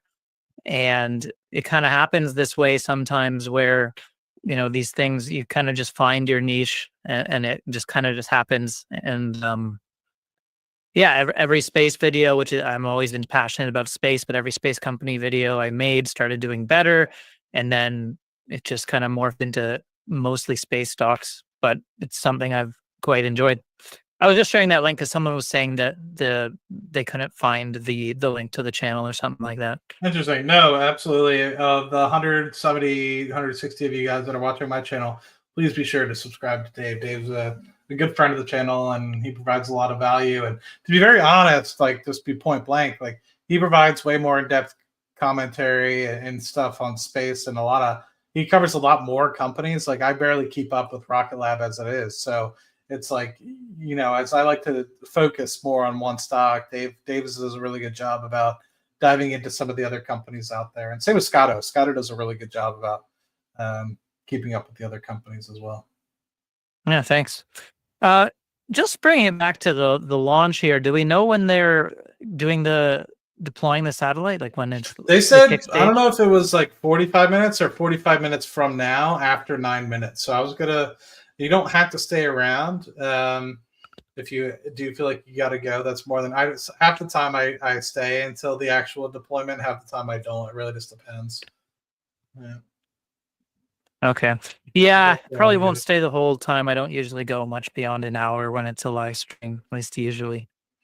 Yeah. I don't know how guys like Amit do it with the streams and stuff. They interact with the chat, man, and I think a lot of it is that, and they feed off the chat, and they, a lot of it as well. You can recycle content, like if somebody will come in, and what'll end up happening is, I don't know. I've done streams before where it's 3 hours. Generally, it's always with somebody else, but Yeah, a lot of times you'll end up having people ask the same question. Like you'll always have a rolling group of people coming in and out. And it's like, well, what happened? It's like, well, then you can kind of just recap, and it takes 2 to 3 minutes to recap what has happened, today. So people ask it enough, then you say it 2 or 3 times, and that's 10, 15 minutes right there. So cool. Courageous. Yeah, like I said, don't feel obligated, man. I know it's late. Yeah. Okay. So I'll probably hop off then, but much appreciated. Thank you for the invite. Another great launch for Rocket Lab. That's 60 in the books, 100 not too far away. Can you believe it? Yeah. That'd be cool. I mean, at the rate we're going, we get maybe 20 plus this year. Starting to look like 2 years, 100 maybe. Yeah. It's pretty exciting. Yeah, I think Haste is accelerating really rapidly. I think the opportunity there is underappreciated. So yeah, it'll be interesting. I'm curious to see if we beat out the Falcon 9 because it took them 10 years to get to 102 launches. So I'm curious to see if we get it in 9 or if we have to get to 10 as well. But like you said, we're accelerating. We're at 16 last year, and they said they're going to try to beat it this year. So what it takes to match. What it takes to match SpaceX Falcon 9 is 16 between now and I guess year 10, which I guess would be 2027. So maybe it's 2028, one of the two. So if we're able to accelerate beyond that and get into year 9, which I guess would be 2027, that would be cool. I think they can definitely do it. Barring another anomaly or something, but. They seem incredibly solid. Agreed. I think the only thing that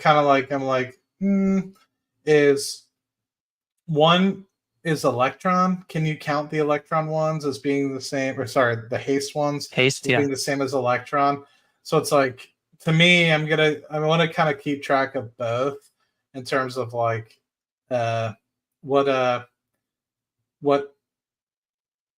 which is which, right? Like if you remove Haste, do you still beat the Falcon 9 to 100 launches or not? But it's not too difficult because I think we've only had the 4 Haste launches so far. So yeah, Haste is going to be accelerating. They have that massive Kratos contract announced. It's kind of getting roped in with this whole Iron Dome stuff. As hypersonics is big, and defense for hypersonics and testing, which is where Electron comes in. So I wouldn't be surprised if Haste grows extremely rapidly.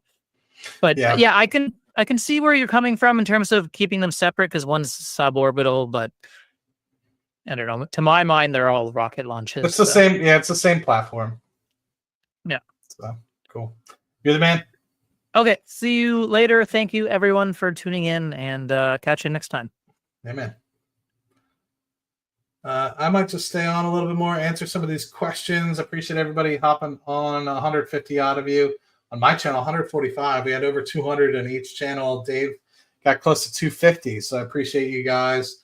A lot of good comments, man. Love you guys and appreciate you guys more than you can believe. It's always a good time to be able to listen and hear from you guys, especially we got Miss Kelly in the chat. I haven't seen her in a little bit. She's been busy, so congratulations on all the success, Kelly. You've been doing phenomenal and keeping track of you, and always love your house updates as well. House updates are fun for me because, well, they're not fun for me. Let me explain house updates. My sister is very much like Kelly, very good about like interior design and being able to decorate and make homes beautiful. I'm more of the money guy, so I'm like, don't spend money. And so I told my sister, I don't even want to say how much we spent on the house last year. It's a lot, but it cash flows well, so I shouldn't complain. And you can put a lot of things on payment plans, thankfully, but if you look at the gross number, you'd probably throw up. I almost threw up. So, but overall, the house looks phenomenal. The new house that we bought in May last year. So, luckily this house that we're buying, it's a long-term rental that we should close on March 10th. There's not a lot to do with that one. We might have to put a fence in, but other than that, should be good. But I just admire the folks that have that mental part of their brain where they can actually do interior design, because I just can't see it. Like I can't visualize what it would look like with better paint. I can't visualize what it would look like with a bench here or that or the other. Like I just, my brain doesn't work that way. My brain works for numbers. So in that respect, you know, it's kind of, it is what it is. Let me just do one thing. Let me do this. Oh.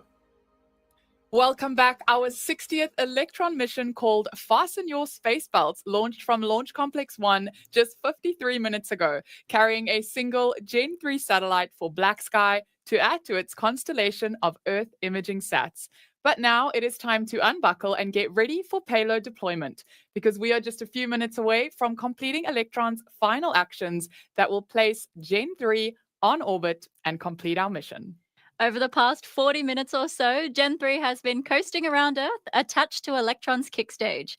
And just moments ago, the 3D printed Curie engine ignited to start our final circularization burn that sets up payload deployment. Curie is our tiny engine we've designed and manufactured for in-space propulsion. It allows us to adjust orbits and make the changes needed to ensure satellites are delivered exactly where they need to go, which is exactly what you need when you're building out a constellation. Engine shut.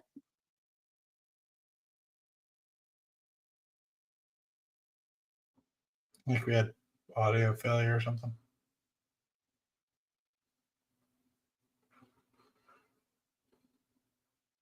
Not hearing anything. Okay. Appreciate the 2 months, man. Much appreciated. Always love seeing those. I guess they're just doing an animation. Oh, there we go. Deployment confirmed.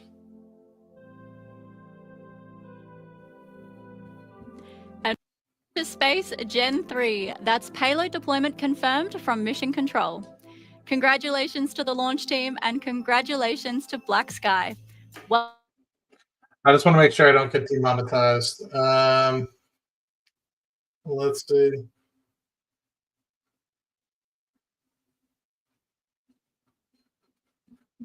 Electron. And with that, our 60th launch is another mission success for Electron. There's just no slowing down for us anytime soon, though, with our next mission scheduled and ready to fly from LC1 in just a few short weeks. We'll share the full details for that mission across all the usual sites and platforms where you can keep up to date with Rocket Lab news. And don't forget, if you want to be part of the team building spacecraft, their components, and sending them up to space, check out the careers section of our website at rocketlabusa.com. Thank you for joining us today. It's always a pleasure to share our missions with you, and we'll see you back on the pad soon. This is Rocket Lab Mission Control, signing off. Very cool. Always a good time to hang out with everybody, looking at Rocket Lab stuff, watching rockets launch. Whether it's Blue Origin, whether it's Rocket Lab, it's always fun to hang out with you guys. But let's get back to the chat, man. Let's just see. Matt's portfolio. Matt's portfolio is going to 0, man. But we did hear there, they talked about within a few weeks they should have another one at LC1. So I'm curious if that means that they're going to do anything at LC2 or anything of the like. But yes, it looks like that everything is up and running. So hopefully by end Feb, early March, they have another one at LC1. Will the stock price go up after Q4 earnings? I don't know. I do not know. I'm anticipating it's either going to be flat or down, but based off of my my predictions as of late, it probably means it's going to go to $100 a share tomorrow. So there we go. Yeah, that's what it is. But my thought process is that you're going to have to outpace an offset. What I anticipate is a delay in Neutron by at least a month or two. Whether or not they display or discuss it, or maybe even wait until May to fully disclose it is another question. They might just state that they're going to delay it. And we have another earnings report in May timeframe, so not too far away. And that'll be for the first quarter. And I'm kind of curious to see, maybe they'll come up with, hey, we have a bunch of haste missions. We have 1 or 2 neutron missions this year. We have a lot of electrons. And maybe even if they do push Neutron, by a month or two, it still shows how they're going to be extremely busy this year. I anticipate they will be. They could also note something with respect to, now that Neutron's coming down, maybe more about when they'll be giving information about the constellation piece, or maybe a timeline. Doesn't necessarily have to provide, in my opinion, like super minute details about what's actually going to be going up into space, but even just a timeline. So that way we know, okay, within the next 6 months, we should have Neutron up. So hopefully by the end of this year, we'll have 1 or 2 Neutron launches. And then the next thing we could look forward to is, one, hopefully the reusability of that happens day 1, launch 1. But if not, launch 2, 3.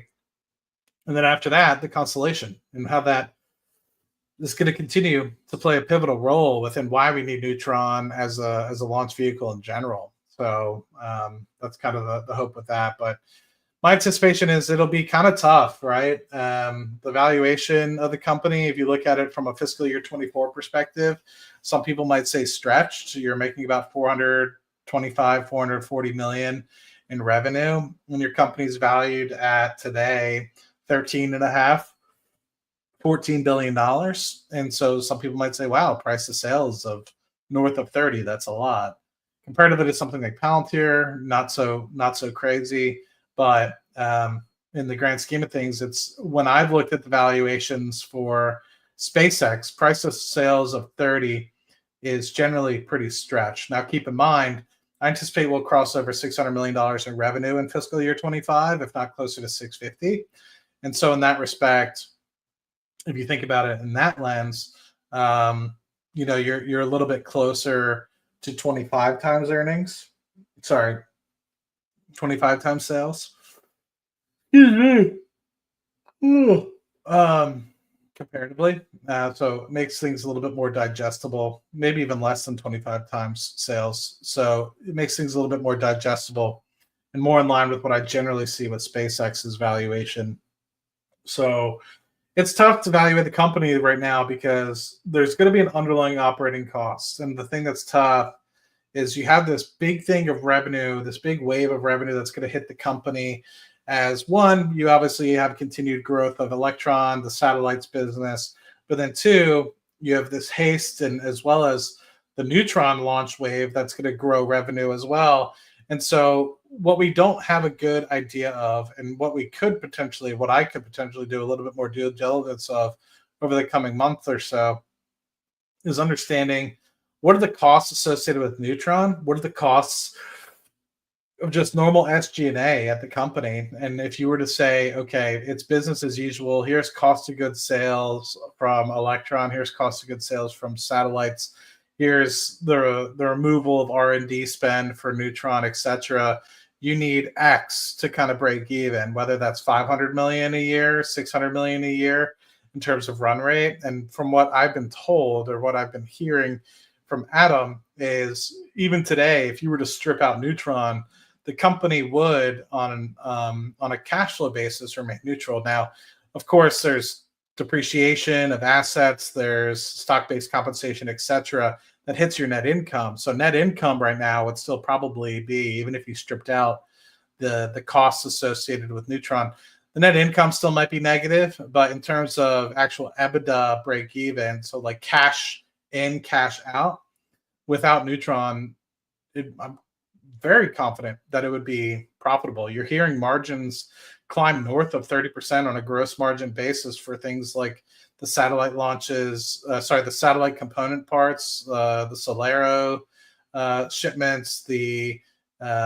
Electron launches. So you're starting to get to a point where for every dollar in revenue, 30% of that, or 30 cents of every dollar, is going to gross profit. And then from that gross profit, all you have to pay for then is overhead, right? So the hope is we get to a place where, your cash flow break even, and that's really the next step. So even to me, if you stumble in the fourth quarter, I think there's a lot of catalysts to be had in 2025, or at least in the next 18 months.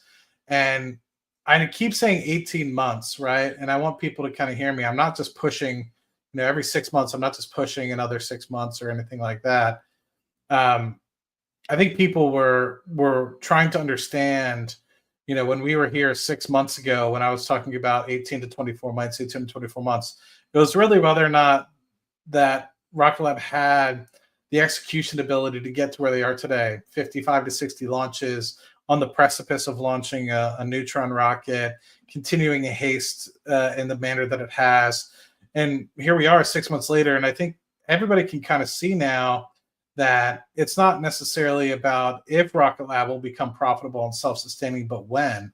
And so the conversation has changed, and I think that that's been reflective in the stock price over the last 3 to 6 months, obviously, as we've gone from below single digits, sorry, not below single digit, below $10 a share to now north of $25 and even peaking at $32 at some points. So in that respect, I think people recognize that, hey, there's $500 million on the balance sheet. They're shrinking the amount of cash burn that they have on a quarterly basis. This large wave of capital expenditure that they've had associated with R&D on Neutron is coming to an end. And once that ends, you're really focusing on getting yourself to a break even and actually starting to generate cash to the balance sheet, being able to pay off some of that debt. And, I'm not saying that the company is going to be net debt negative, having a bunch of cash on the balance sheet, like it's like a Palantir or anything like that.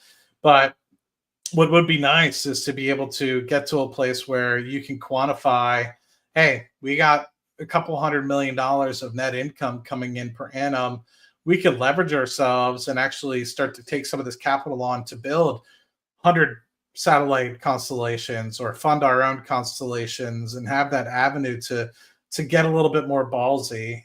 Not so ballsy where you kind of take some crooked bets and they go off sideways, but ballsy in terms of being able to be a little bit less capital discipline. And I like the capital discipline of the company, but that capital discipline has to be used for something. And I think that will allow you to do stuff like the constellation and in other avenues that we have yet to kind of see.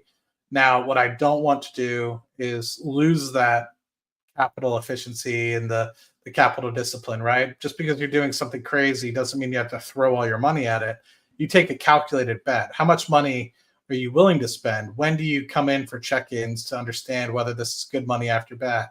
It's like the Neutron conversation, right? You're going to spend $200 to $300 million, but that's a calculated decision, right? At the end of the day, I'm sure they said, maybe it's not going to work. What is that going to mean for us as a company? Will we be able to get ourselves out of that? And obviously, I think if they notice that they might not be able to recover from that, I'm sure Peter and Adam would have been like, let's not do it, right? I think that they're that prudent and that knowledgeable. I don't think they're going to let their egos get in their way to be like, I don't care if it bankrupts the company, go and do it, right? They're better men than me. I would probably be in that boat. But I think that they took a very calculated risk with respect to Neutron.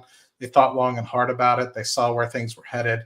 And with that, they're going to be able to launch 99 to 99.5% of all payload capacities that need to go into space. With the remainder 0.5%, why even cover it, right? Why spend potentially hundreds of millions, if not billions of dollars to be able to launch that extra half percentage point of market share? Now, could be that Rocket Lab gets sponsored by NASA or somebody else to eventually do something like that.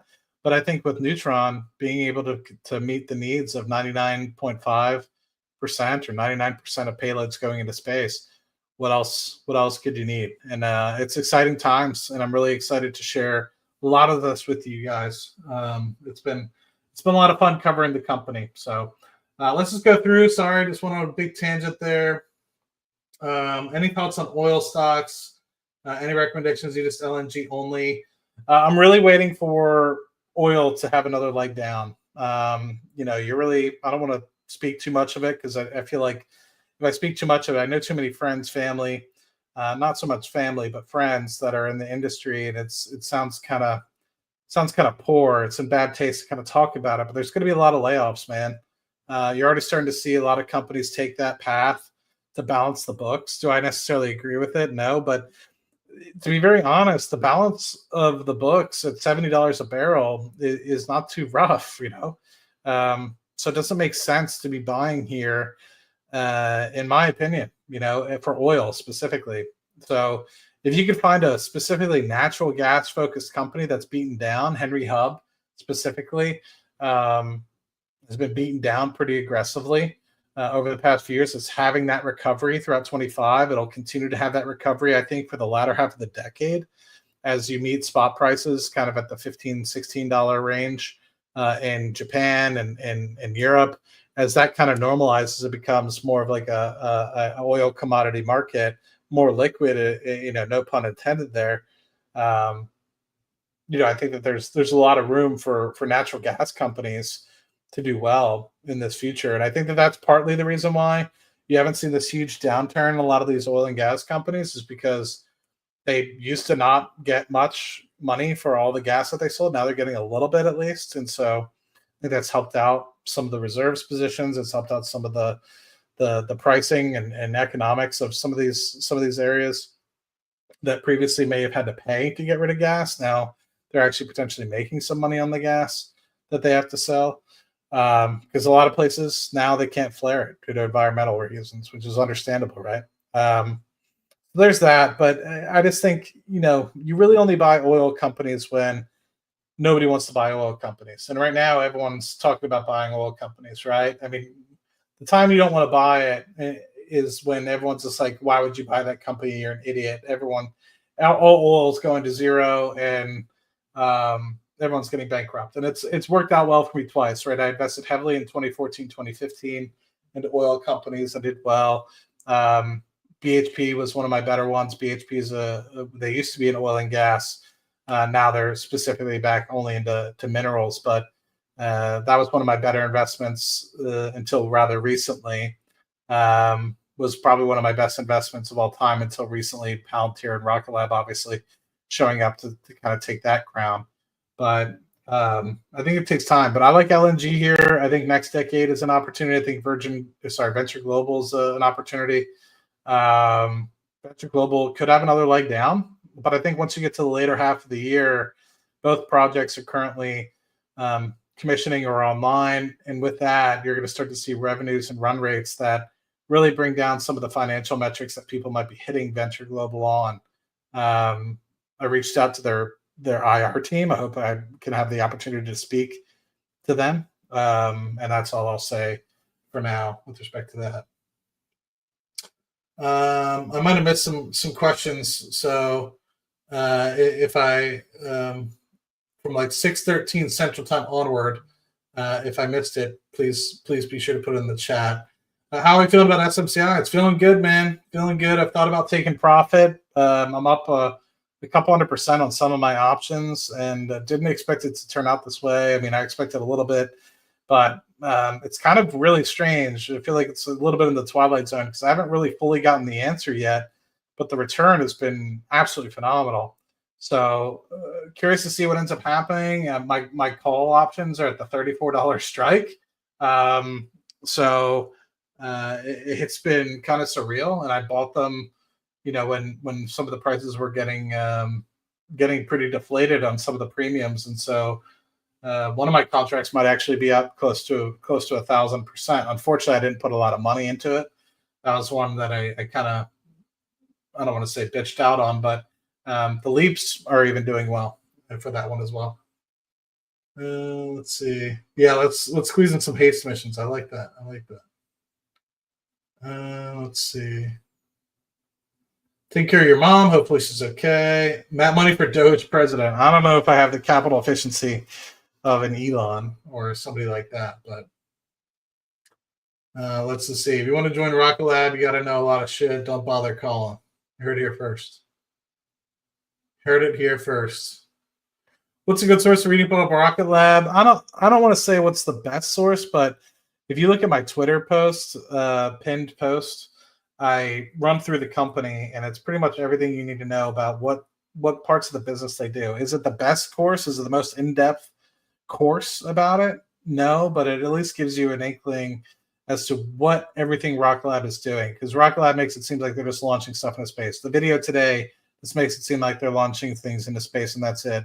There's so many other components to the business that will continue to grow as well. So I recommend that. It was probably done 6 months ago, but like I said, it's on my pinned Twitter post. So Hopefully that helps. Yeah, when the Heavens went on sale is a good one as well to kind of show that Rocket Lab is go. You know, they're go. There's no show aspect of it. There's no showmanship. They're not trying to come up with great media campaigns to make themselves look better than they are. They're just Rocket Lab. They just get it done. Yeah, Peter does a good job with the interviews as well. So, Adam talking tomorrow? He might be. I'm curious to see. Let's check the website if there's anything. Let's see, investors. Let's go to the website. Latest presentation, quarterly results. Latest events. There's the Payload Space Rocket Lab report. Rocket Lab delivers a third in-orbit manufacturing spacecraft from Varda. So nothing there.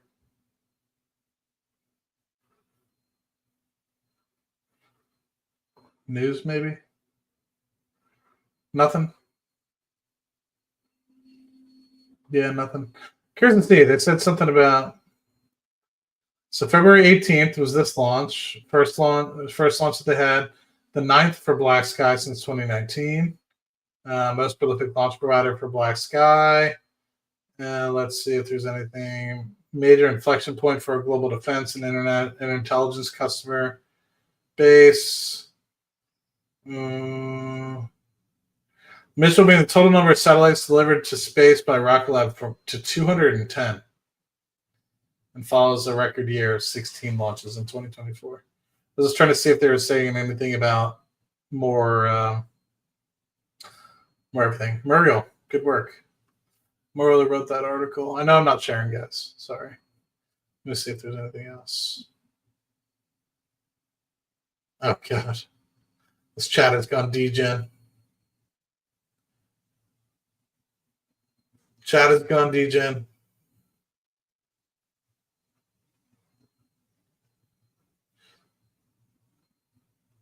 I made you yawn? Am I that boring? What acquisitions? I think anything to help with bolt-on. So anything you can get for pennies on the dollar, anything that can help expand. Tough to say. But I think there are some companies out there that do 3D printing that have been really struggling. And they've either filed for bankruptcy or will be filing for bankruptcy. There's Myarnic, and there's a few others out there that I wouldn't be surprised. I would like to see something with respect to the Constellation, but it's tough. I don't necessarily know of anything that's going to make it easy or easier. And at the same time, anything that I would want them to see to acquire is all run up in price pretty substantially. And I don't want to see them go into a large amount of debt unless it really makes sense for the organization. What state am I in? I'm in Tejas, Texas. Let's see. Is that Don Julio Tequila Blanco? Me amor, sí. Uno más, por favor. That's all I got.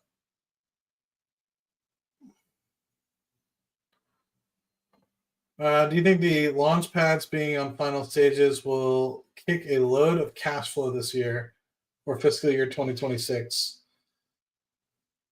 I don't know, man. It really just depends. In terms of cash flow, I think it'll help get them closer to neutral. I really don't know if we're going to get us to where we need to be by before 2026. But I think the Neutron will get us a lot of contracts, and hopefully that'll get us closer to break even in terms of cash flow. It looks good, man. Like 7 EP, we're only down 7 cents per share. If you think about it, 7 cents per share. Let's see. There's 500 million shares times 0.07 is the EPS. Whoops. 0.07 times 500. So really it's only a loss of 35 million, you know? And that's on a net income basis. That's on a GAAP basis. So if you think about it, only losing 35 million while you're trying to do some of these other things, you know, and getting things up and running, not bad, really not bad. Let's see what the analysts have for Rocket Lab for the fourth quarter. Now that we're starting to pick up a little bit more steam, and then let me share as well.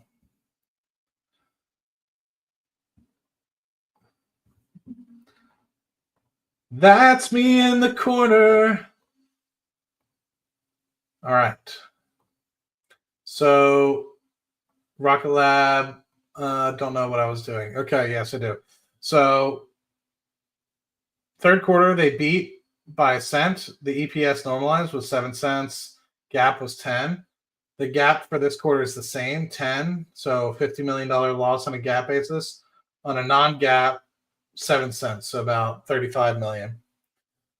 So interesting.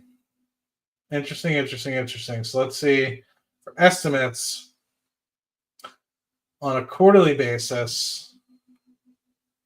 There's 7 cents, 5 cents for 3Q, 4 cents for 4Q.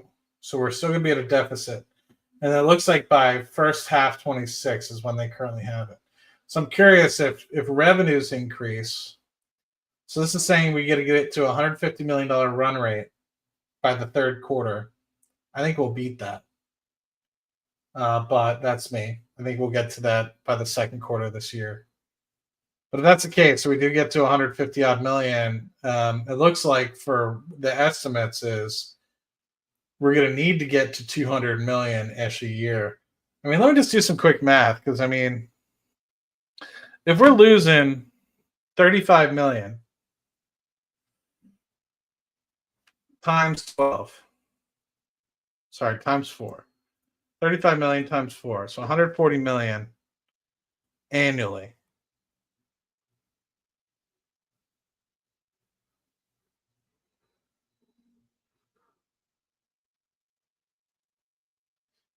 Then I mean, I feel like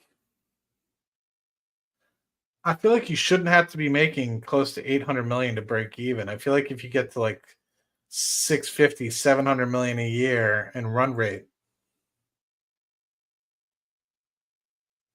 you should be okay.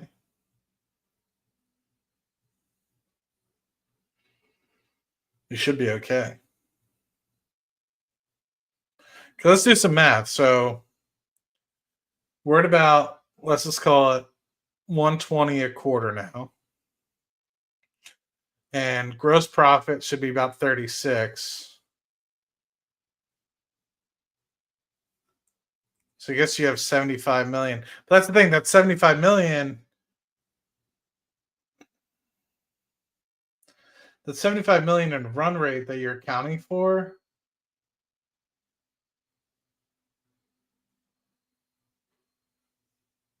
Huh.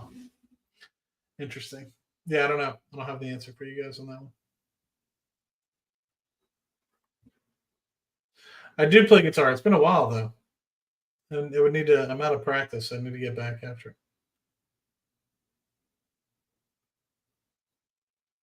Yeah, Kelly, you need to be here more often. Breaking my heart. This is the first time I've seen you in a while. Let's see. Kelly's like 22 years old. I've seen her in person. At first, I was like, AI's getting really good. Because, like, obviously, everyone thinks she's AI. Bad joke, right? But no, Kelly looks extremely young. She looks younger than me. Matt, serious question. What do I do with like sold September 21st, $50 calls? I'd say just wait it out, my guy. I mean, what else would you do? Would you just sell it and then hope to buy like leaps on Palantir and hope that it goes up? I would just wait a little bit, be cautious. I feel, this is my thought on the market, and people are going to clip this and I'm going to look like an idiot. And just like I have with my Palantir article where I stated, I think after the fourth quarter earnings, we're going to pull back a bit for Palantir specifically. But everything's up right now. Everyone thinks they're going to retire tomorrow. Everyone thinks they can shoot fish in a barrel and it's going to be fun. I've seen this play out before. Some people are going to be fine, and some people are going to do really well, and other people are going to regret ever investing because they picked shitty businesses. And so, like, let's just be honest. There are cases where, and Palantir is an exception to this, right? Like Palantir, I agree, should be growing up in value, but to the pace at which it has been exorbitant, in my opinion. I don't know if that's the right word for it, but I'm sticking with it. But you see other companies that are hemorrhaging cash. Their losses are actually increasing, but yet their share price is expanding massively. They don't have the moat to the extent of what Palantir does. They don't have the moat comparatively to what Rocket Lab has. They don't have the moat comparatively to, say, NVIDIA or many other companies have, but yet their stock price is coupling and falling with those in a almost like one-for-one sort of manner. And to me, it dilutes the value of the winners. It dilutes the value of what Palantir has really brought to the table. It dilutes the value of what Rocket Lab has brought to the table. There's, to me, for companies that haven't really delivered a fraction of what Palantir has or Rocket Lab has, for them to be valued at some of the valuations that I've seen is pretty absurd. So in that respect, I think that there will be a pullback in some respects. And just like there was in 2021, 2022, people didn't think that 2021 was going to stop. And they just kept investing in all these crazy stocks that were going up and to the right because of the SPAC craze and this and that. It's like, it feels eerily similar. And so it might not happen tomorrow. It might not happen 6 months from now. It might not happen a year from now. But eventually, the tides will turn, where the pendulum will swing. And generally, it doesn't stop in the middle, right? It, generally speaking, doesn't stop at the norm and start to slowly go up again. Generally speaking, it causes people to make irrational decisions because they can't control their emotions.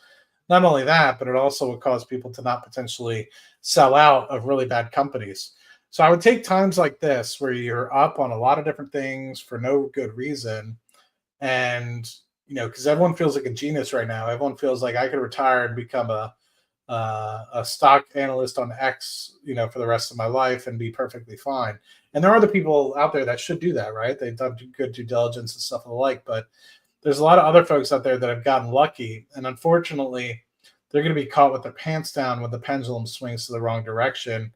And so I would just say, find the good companies now, consolidate into those companies, because when the pendulum starts to swing the other way, it happens faster than you think, and it kind of catches you by surprise.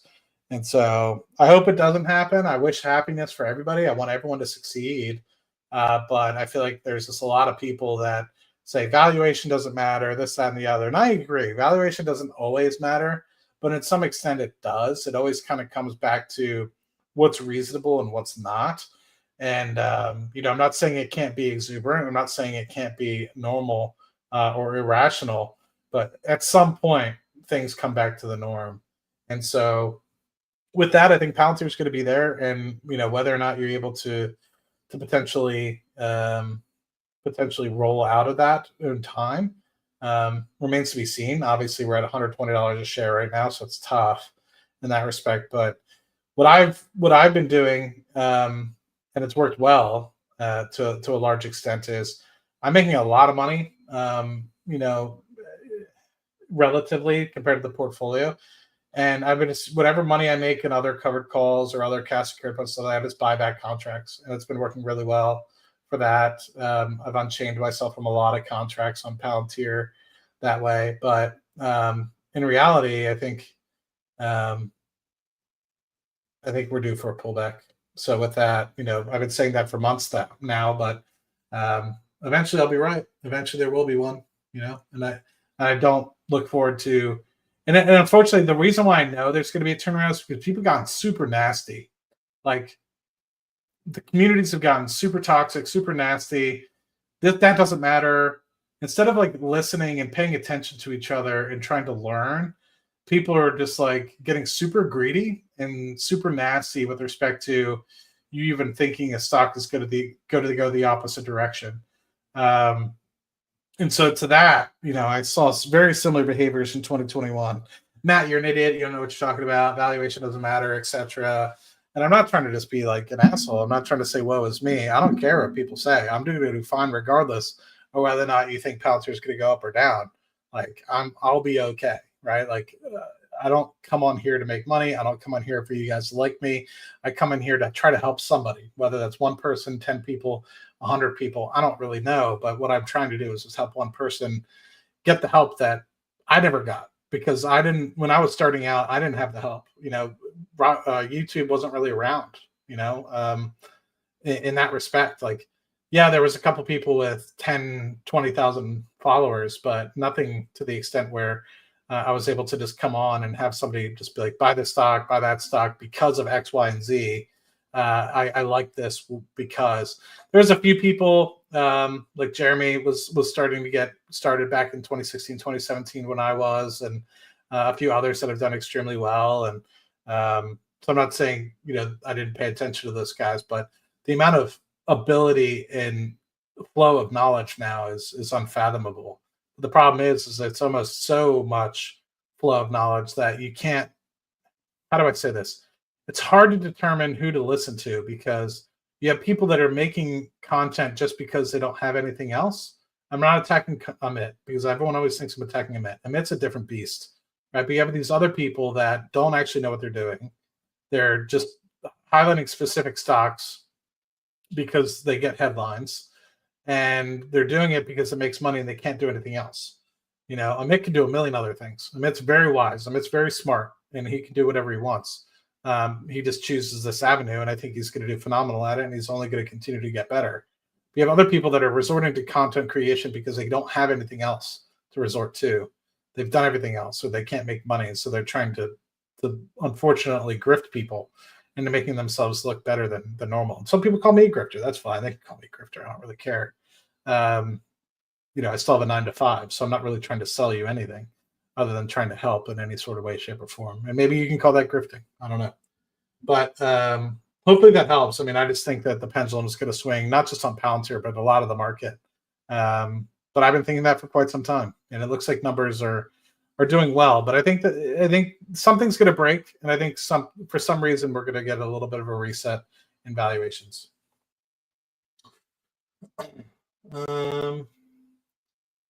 Let's just see.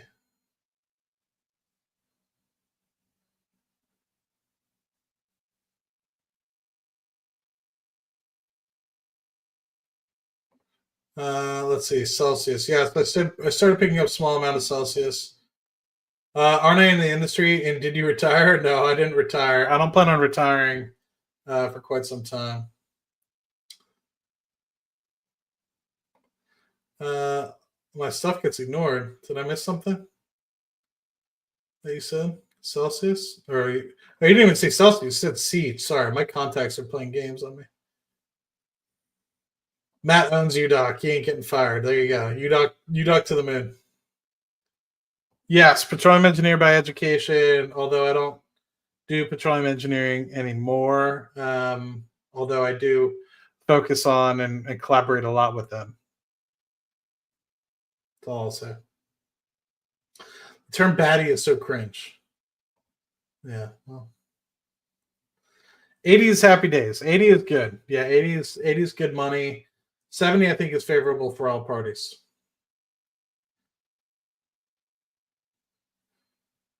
Let's see.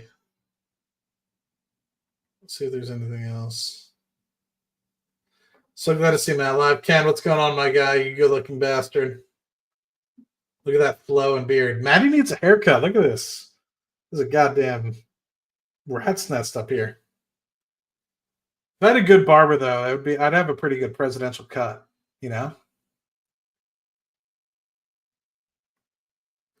Next for export LNG to Europe and India. Yep, agreed. And you just keep hearing Trumpy talking about it. The good old Donnie. The good old Donnie. I think it's going to be a good one. Bought oil at COVID drop. Sold a bit early on Exxon. I sold early on Exxon too. I got it it got out in the 80s, but didn't get hurt taking a profit. Spencer so damn pretty. Never really looked at Spencer, but I'm sure she's great. She seems like she's been a great addition to the chat, so I'm excited she's here. But always love seeing the positive compliments everybody's given. Where's the best place to learn about leaps and options? Man, there's a lot of good information out there. I don't know. I've I've been talking a lot about it in the WhatsApp group that I have, like that's associated with my Patreon or YouTube membership. So anybody that's a YouTube member, feel free to join that. We talk quite a bit about it, and I've been promising a video, and I do plan on doing that. And I plan on taking a lot of time because, there's so many different legs to options. It's like learning the stock market all over again, right? But there's reasons to do certain things. And I think a lot of times people, what's the word I'm looking for? They think they're doing something and utilizing it for a particular reason, and it turns out they didn't use it for the right reason at all. Like if somebody's super long the stock, like Rocket Lab, for example, don't sell a cash secured put. You know what I mean? Like buy the actual shares or buy a long call. Cash secured puts are going to limit you. Like you're like, oh, I just sold $1,000 cash secured put against Rocket Lab. It's like that $1,000 is the most you're ever going to make. And I don't think people recognize that piece. Versus if you buy $1,000 option and you time it well and it goes in the right direction, that $1,000 option, like what I did with SMCI recently, and this is a rare case, right? Within 2 to 3 weeks, you turned $1,000 into $10,000. Like I said, rare occasion, or you could lose that $100,000, not $100,000 entirely, right? Depending on which way the option goes. But it just goes to show you, there's so many different ways to use it for leverage, insurance, income. It's not just stock goes up, down, and sideways, like the regular stock market.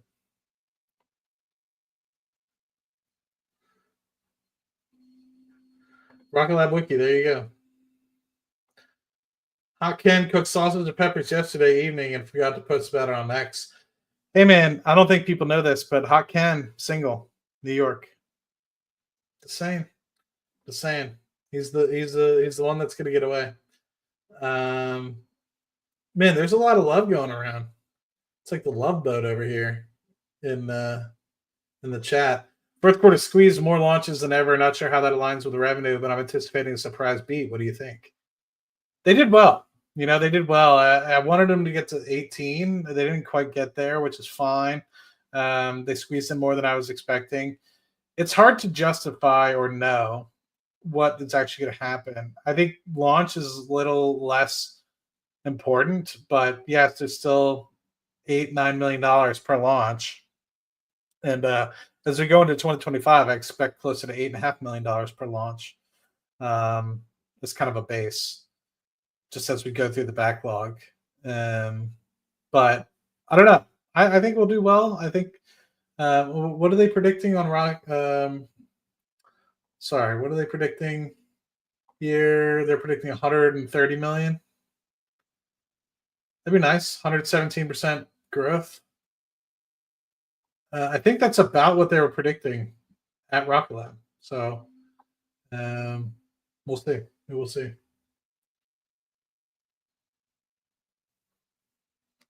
When will Matt? Hey man, they're a little bit more organized than they were. Before, the boxes were just kind of like all over the place. Now they're actually kind of like tucked up into the corner. I updated my spreadsheet. Spreadsheet's looking healthy.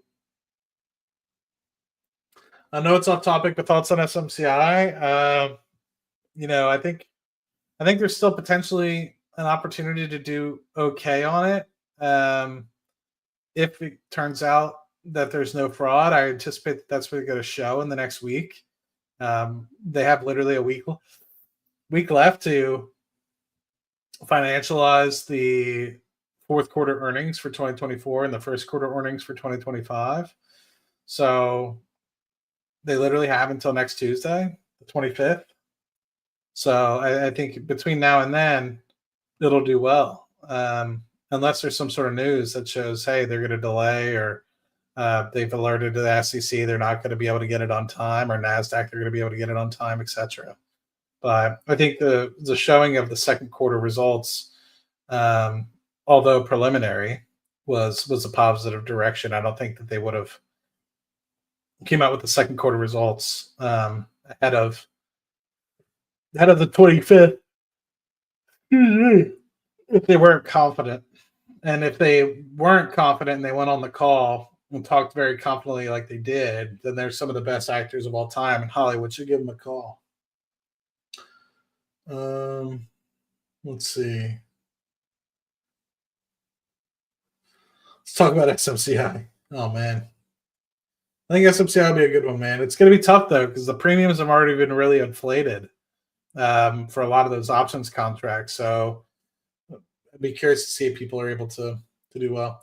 If U.S. relations normalize with Russia, how do you see that working with launch and separately LNG market?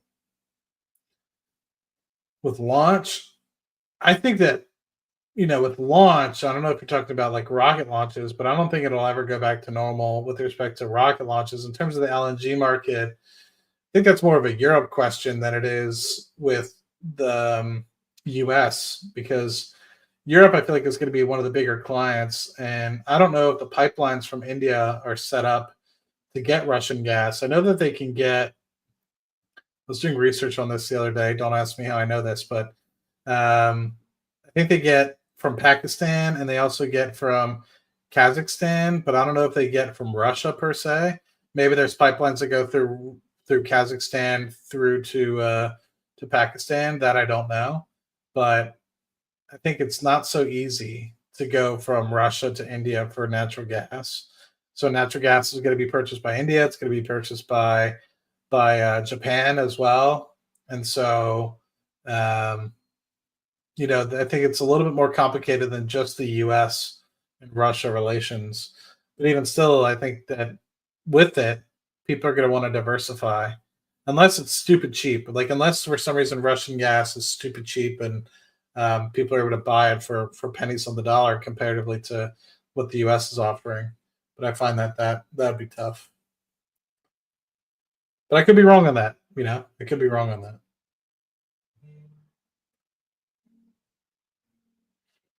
Yeah, surprisingly, I don't. Maddie doesn't get as much action as you guys think, man. Maddie's a good old church-going Christian, Can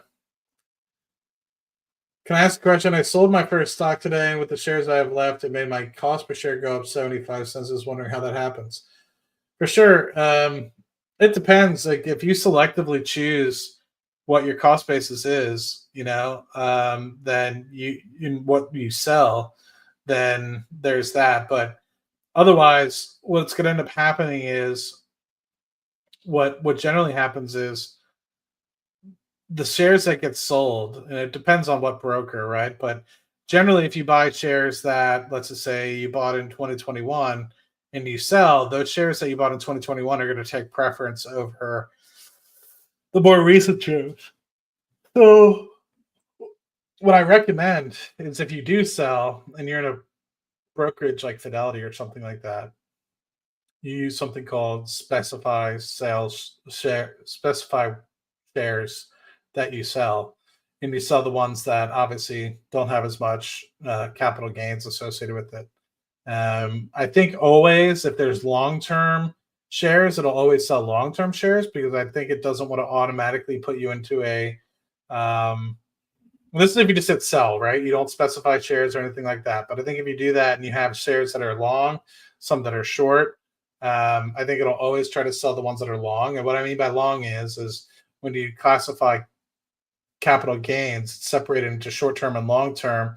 Short-term being anything less than 12 months. So if you buy something today, it won't be considered long-term capital gains until February of 2026, versus if you sell between now and then, it'll be considered short-term. So keep in mind, if you've been buying consistently, and you say sold half of your shares, then it'll probably sell off all the shares that you've had the longest first. And so depending on if you've been buying as the share price goes up, that's why your cost basis is likely to go up, because the shares you bought more recently are higher priced. Now, I'd find it very interesting if you were to tell me the opposite, where the stock price has been going up and you sold not specifying what shares, etc., and your cost basis went down, meaning that they sold the shares that are, but I don't think it does that. I think it preferentially chooses the oldest shares. When will you made me so I can pin? When will I mod you? Good question. I haven't modded you yet. Yeah, it's a good one. Let's see. That's Hot Dave's. Let's go to my channel, the Mateus Moolah channel. And then I got to get out of here at some point at 7 p.m. Appreciate you guys being on with me for as long as you have been. So let's see. That's not, I don't want to end stream. Oh, here I am. Where's Hot Ken? Oh, Kenny boy.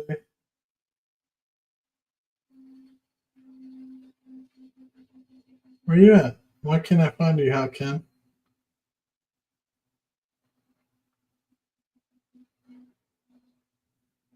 Where's Hot Ken?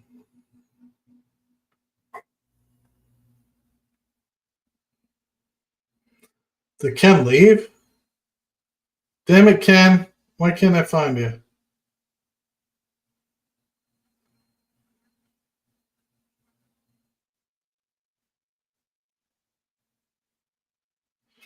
Ken, you got to comment because I can't see anything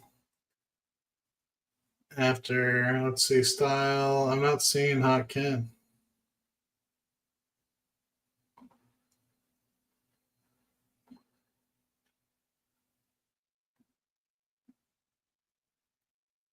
Let's see, who else? I'm trying to look for you, Ken. And I can't see some random people in here. Got Fool's Gold Style, K-Hodl.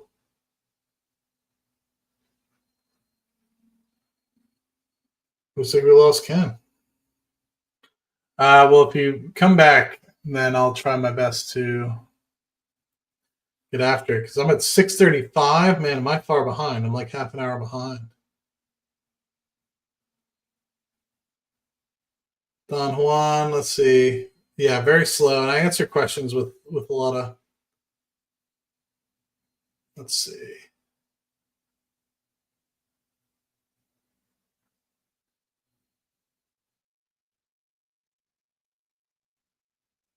Love you too, Kelly. Please give me mod. Can I just do it here?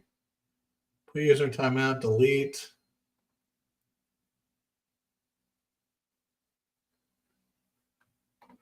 Spend your whole day. Oh, because I probably said she was 22. I don't know about you. Kelly looks like she's 22. Black Sky moving again after hours. How about this guy? Holy crap. Hold on, let me share. Let me share this bad boy. This is where the real moolah's made. Let's see. Black Sky. That's moving a little bit. Moving a little bit. Not as much as this. We'll keep this up. This one's printing me money right now.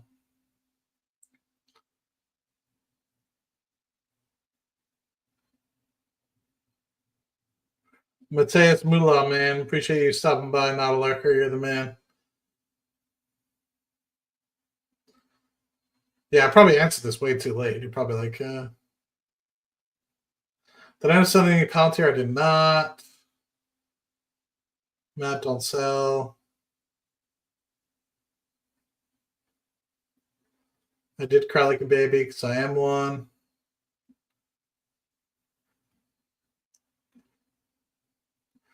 Ken is wise. If you guys don't follow Hot Ken, go F yourself.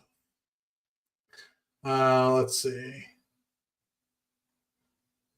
I'm trying to get through. Hey, Matt, deep dive biology, company studying with S. Management change recently. Mentioned to you on the other stream. I have to look into it, man. I did look into it. I'm kind of sitting there trying to understand a little bit more. Yeah, I don't know. Got more ladies on my stream than Amit does now. Amit's just hidden between a little bit more random dudes. Option bid would be good. That's the hope. That's the hope. Spencer lives in Wisconsin. I didn't know that. I know, love. I'm sorry. I'm a loser and I get tied up behind. Matt has taught me a huge amount, along with others like Chris Stefan and the entire Brain Trust. It is an entertainer. Can't fault him. It's awesome to hit a team come to pass for education. It's an awesome team that comes to pass for education. Thank you. Yeah, Steven's great. Chris is great. They're really good. Amit's good as well. He's done really well with his portfolio. How did you learn to evaluate a company and run valuations? I've seen many videos, but no one tells how they came up with the numbers. Practice, learning about balance sheets, income statements, cash flow statements. There's so many different ways you can evaluate a stock. You can base it off of momentum. You can base it off of value. You can base it off of growth. You can base it off of moat. You can base it off of story. You can base it off of technical trading, like charts. Who really knows what's the right way? But it really just depends on what you're interested in. And each company and industry is going to trade differently than others. Some people value some things more than others. It really just depends. So there's no one size fits all, and that's part of the problem why some people might be like, this guy doesn't know shit. Like me, some people will look at me and they say, I don't know shit, which is true. I got my mind on my money on my name, man. I'm just trying to keep up with you guys. 125 to 135. I like that.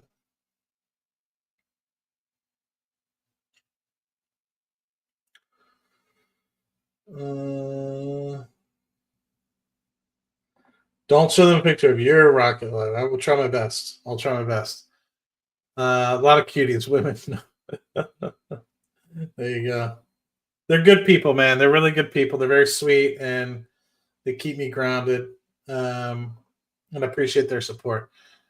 How long did it take you to go from 6 figures to 7 figures? What was your approach? Thank you. I don't know the answer to that. I'm just going to guess. It didn't take me long to get to 6 figures. I save a lot of money. So I would anticipate, I'll just be blunt. I'll anticipate it took me, it was somewhere between 2015 and 2017, I would say. I think it took me more than a couple years to get that. I'm going to say 2016, though. I wonder if some of my spreadsheets, my old spreadsheets on, I really should. I started over again on my spreadsheets in 2020 because I was like, all right, we're moving on. Different size portfolio now. But it took me until April 2022 is when I hit the 7-figure mark. So 6 years. But the biggest thing, man, was really like during that time period, I wasn't really focusing on capital appreciation and principal appreciation. I was really focusing on dividends. And I talk about this quite a bit, but it's been a while, and you might have missed it. But I entered the industry in oil and gas when people were literally getting their assets handed to them. And so I joined in 2013 full time. And by 2015, I had seen a lot of my friends get laid off. So that really impacted me pretty heavily to the point where I was like, I'm never going to be caught, not investing in some sort of income stream. And so I was very much focused on dividends. By the time I got to 2020, 2021, I was literally talking about this with Steven last night. I was up to over $20,000 a year in dividends. And I was like, I kind of saw, where my life was headed if I just kept investing that way. And so I kind of altered my approach, and that's where I've kind of gotten a little bit more towards where I invest today. I still love a good dividend. I'm still a sucker for one, but I recognize it's not the be all end all like I did back then. A lot of it was due to the fact that I had a little bit more financial freedom in that respect. Would I be able to be financial free? No, but I had a little bit less reliance upon a job, and I could have at least sustained myself for a couple of years if I lost my job, and I was a little bit more secure financially once I got to that point. So I didn't necessarily need to rely as much on the dividends. But the truth is really just run your life like a business, right? Don't just spend. Like if you were to look at a company that's making $100 million a year and they're spending $100 million a year, you're going to be like, all right, like they're not making any profit. Right. So look at your life like a profit statement, income statement. It's like, I'm making X, Y, and Z. This is how much income I've made. This is how much my operating expenditures are, clothes, housing, etc. How much to the bottom line on a cash flow basis am I saving per year? And how much am I investing for the future? Right. How much am I going to continue to invest into myself to make my nest egg and my value as a human being continue to grow monetarily. There's different ways to look at value, by the way. I mean, you could look at it as in terms of, am I a valuable brother, husband, wife, nephew, uncle? There's so many different ways to value. Am I a valuable speaker? Am I a valuable member of the community? Do I show up valuably in terms of, how I show up to work on a regular basis? Do I show up well on YouTube to help people? So, I believe a lot of those things are interconnected, though. If you show up as a better human being overall, that will associate with a better net worth.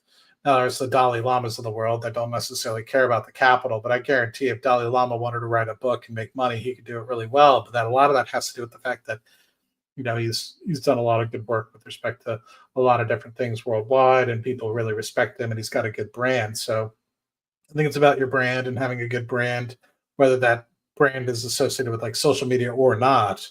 But I think, that's kind of the thing that I would kind of harp on is consistency, adding capital every month. And really that's the big thing. One of the key things I talk about, and then I'll continue to get back to the chat and hopefully get up to even, is people ask me, they're like, oh, Matt, I added $1,000. How do I get to $1 million? Or, I put $5,000 in. How do I get to $1 million? Well, it's like, let's take $1,000. You put in $1,000 to get to $1 million. You have to 1,000x your money. Like, how real is that? Palantir alone, like 400, 500x. So in that respect, you would have turned $1,000 into $4 or $5 grand. That's awesome. That's really good. How many Palantirs are you going to find your entire life? Not very frequent, is it? So you're going to have to do that every year for many years to be able to get you to a point where you hit $1 million, versus had you just added another $1,000 to the portfolio, you would only have to 500 extra money instead of 1,000 extra money. You literally have the amount of work that your money now has to do. And say you still had all that money invested in Palantir. Now you got 10 grand. You literally have twice as much money. And so now instead of going from five grand to $1 million, which is a 200x on your money, you'd only have to 100x your money because you were smart enough to put away another $1,000. You'd literally, but now let's just think again. Let's just say you have enough money to scrape up $3,000. Well, now you only have to 330x your money from the get-go. And let's just say you hit Palantir, right? It's $15,000 now. To be able to get that, you probably only have to, like, I'm not good with math, guys. You know that, but whatever. Let's just do the quick math. $1 million divided by 15,000. Yeah, 66x your money, right? Like much more digestible than saying I'm going to grow $1,000 to X. It's like, well, you literally went from having to 1,000x your money to 500x to 300x your money, and if you added a $4,000, you only have to 250x your money. So it's literally every single time taking a massive amount of work off of your back, just because you're being prudent. And so if you think about it, that's something you could chip away at. You can almost guarantee wealth in that respect if you're running yourself like a business. But I think a lot of people are just like, nope, I'm just going to put my $1,000 and somehow I'm going to grow this $1,000 to be worth 20 million or something like that. They're just insane, absolutely insane. Thoughts about $100 Rocket Lab price? So that's the thing. It's like I also have probably a $100 price target on Rocket Lab, maybe more. But it also depends on by when, right? Like, does that mean tomorrow? Does that mean, a decade from now? So timing is also very important.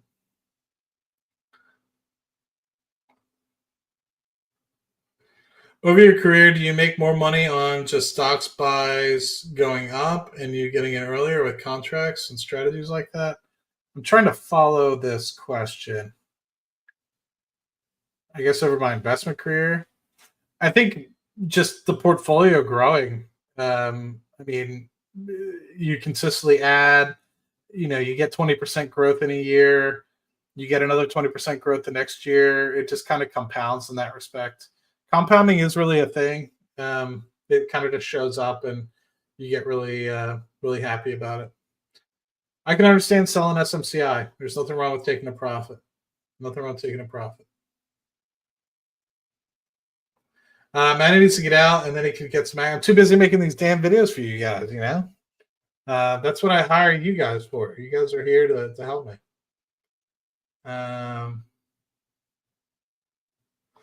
Martin is a good Christian lady that loves him, not his rockets.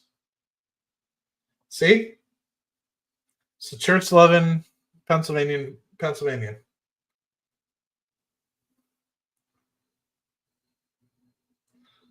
First in, first out, yep. There you go. That might help as well. I bet you can do the same on Fidelity.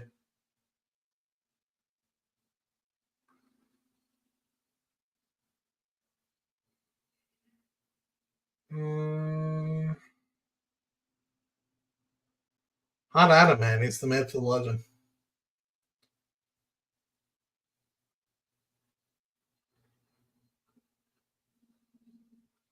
Damn. That's insane. Put 90K to SMCI or MSCI. Either way, it's a lot of money.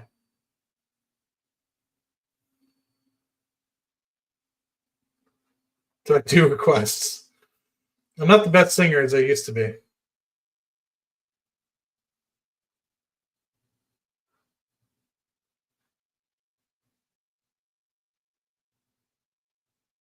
Our ex. He's our ex, Kelly. Our ex.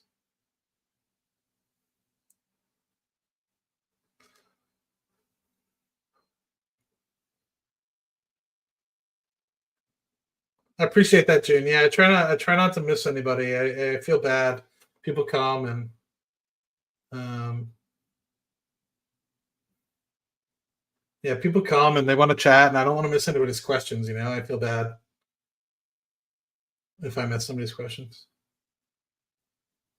I don't know what you're referring to. I don't know if you're talking about the add another $1,000 thing. What's your best dividend? No, Kelly's beautiful. Kelly's like, you know, the computer couldn't replicate Kelly. She's that beautiful. Kelly's great, and she's got a great personality. Honestly, to be very frank with you, before I met her in person, I thought she'd be kind of stuck up. She's very down to earth, great person. June's a great person. I've had the opportunity to meet June. Very sweet individual. I hope to meet a lot more of you guys. I really do. You're valuable, Matt. I said it early on. I'll have to listen to you. Care about people. That's rare. No bullshit. Hey, man, I really appreciate that. I just try to do unto others as I wish that they would do unto me, and really love helping people, and really glad that people have done really well so far. 2,500 gain in a stock in 11 months. Congratulations, man. That's phenomenal. That's really phenomenal. I use Palantir. I don't have it on my personal computer. That'd be kind of cool, though. I don't know what I would do with my personal computer, though, with Palantir. All of your work pays off. I remember laying in bed a few years daydreaming being in a position that I am now in the market. There you go, man. Money goes where attention goes, you know? And I think, you know, some people like Grant Cardone, some people don't. I like him personally. I think, you know, if you could look through some of the boisterousness and how he conducts himself sometimes, I think there's a lot of true underlying intent there that he is really trying to help people. And so in that respect, you know, I think he sends a good message out into the world. And one of the things he said is money goes where attention goes. So if your attention and your income, let's just say, goes to, let's just say you love fishing, like that's great. Money's going to go towards fishing, but you know, is that going to go towards your bottom line? Is it going to help your investing? So it's like just a little bit of focus and sometimes a little bit of clarity. If you were to provide a little bit of insight onto how your money automatically gets moved to an investment account or something like that, that'll help, right? You focused enough that it could potentially mean literally dividends for years on a positive note, just because you focused enough and redirected funds in the right direction. But if you don't pay attention to it, money's just going to disappear. And it goes by one of the best things that Jim Rome, he was the mentor for Tony Robbins. He said this, and it took me a while to get it, and I'm going to say it a couple times, so don't be like, oh, he said this already. But for the 90 of you in here, I recognize we're dwindling and dwindling. But for the 90 of you in here, if you listen to this and you understand this, and hopefully you've heard it before, but if you hear this and really grasp it, it'll hit home. But Jim Rome basically said, man, they should divvy up pretty much everything and give it to somebody. Like if you were to divvy up all the money in the world and give it back to somebody, give it back to everybody equally, within 20 years, it would all be back in the same pockets that it was before it was distributed. And why is that? Because money follows money habits. And so if you have poor money habits, it doesn't matter if somebody hands you $1 million. If you don't know how to manage $10 or $100 or $1,000, there's no way you're going to be managing $1 million. And so he basically said is if somebody hands you $1 million, best you become a millionaire quickly. Otherwise, that money will soon disappear. And I might be messing up the quote a little bit there, but basically it's like somebody hands you $1 million, you don't know how to manage 10, 20, or even 50 or $100. You're just going to blow it. You're going to say, win Lambo, I'm going to buy a Lambo. I'm going to, like, let's be honest. A lot of the times I say, like, win Lambo, it's a fucking joke. Like, I hope you guys realize that. It's like, if I wanted a Lamborghini, I'd be posting a picture of a Lamborghini in my garage. One, I couldn't fit in one. I'm a big dude. Two, like, this is going to sound like a dickish move. I have portfolio positions larger than Lamborghinis, right? So, like, it doesn't, like, if I really wanted one, and that was the intent, I would have one. The intent isn't really that. The intent is other things. The intent is really to test myself, test my fortitude, test where I can push myself, which to me is the 8-figure mark. You know, maybe at that point I'll buy like a Lamborghini SUV or something like that, but I don't have the one for one. So if that was the real thing, and I was trying to show off or show people like, hey man, I have a Lambo, like I would have already bought one. That would have been what I did. It's just not me. I just don't feel it. It's just not how I work. But I see people, and this like really hit home for me. It was just like I see people all about like Air Jordans and like nice Michael Kors bags and stuff like that, or even Louis Vuitton, etc.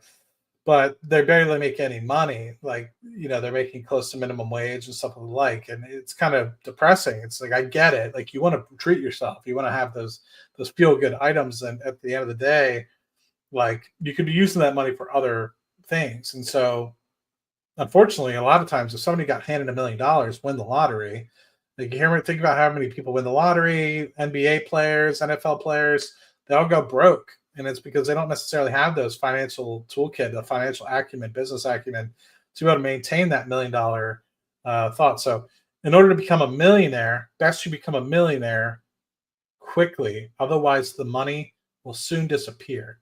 Millionaire quickly, meaning millionaire in the mind, right?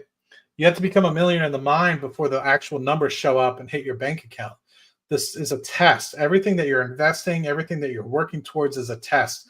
Do you have the financial fortitude? Do you have the business acumen to actually get the numbers to be there?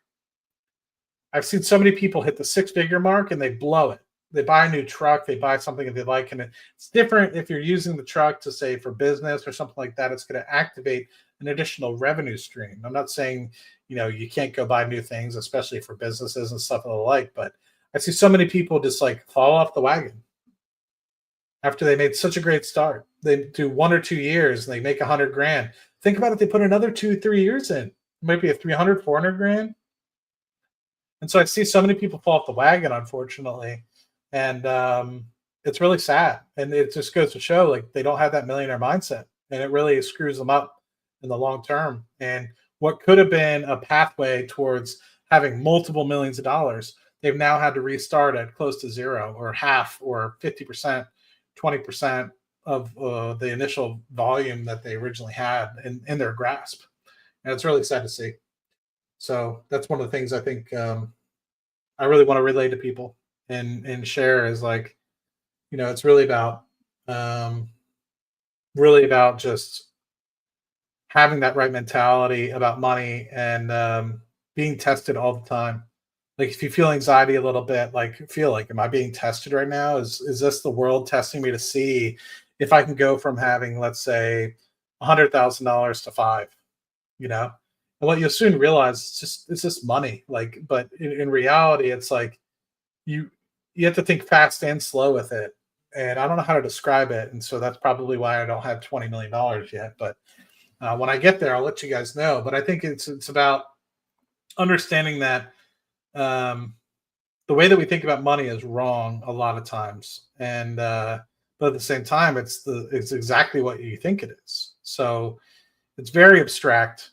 It's very abstract to be able to think about deleveraging that from time in an extent. It's like, it's not necessarily about how much per hour you make or something like, but more how much value you add to the world and society.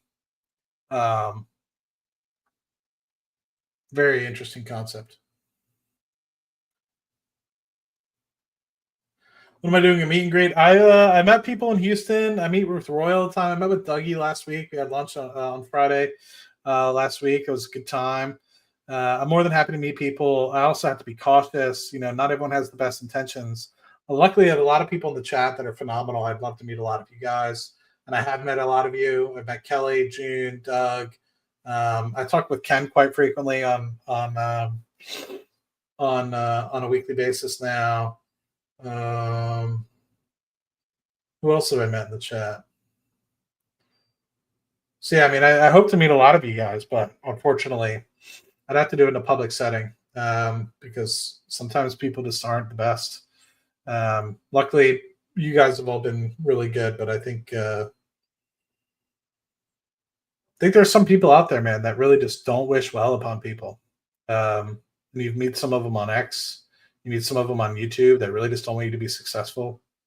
And I get it. You know, some people just really don't have an easy life. And that's another thing is like, I've kind of found that like some people either have really rough childhoods and really easy middle lives and then like somewhat devastating end lives versus some people might have really easy childhoods, really tough middle years, and then really kind of like devastating end lives. Or some people might have like, I don't know, but everyone I feel like goes through 3 stages in their life. Some of which is very easy, some of which is very hard. And it really helps shape who you are as a human being. It's all tests as to, you know, your fortitude, your ability to get through life. You know, some people experience death very early on in their lives.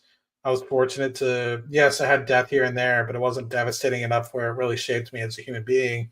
It really happened, you know, several years ago, and it really does change your perspective on life. And some people never really have that. Some people really have great first 2/3 of their life, and the last third sucks. Or some people have more rough 2/3 of their life, and the last third is great. You know, they end up having great grandkids, and life is phenomenal. And so, but anyway, enough specifically about that. But what's the best dividend stock? It really also depends. You know, if it's specifically focused around dividends. Because you can say Google, you know, like if you really want growth continued with a slight dividend or something like that. But to be honest, I think the best dividend stock out there is the S&P 500. I know it's not a stock, it's an ETF, but it pays 1.2%. But there's a couple other ones out there that are really good, you know, that are slightly higher in yield, that are ETFs. It really just depends on what you're looking for. And, you know, I think dividends can also be a slippery slope because you could say, what's the best dividend stock?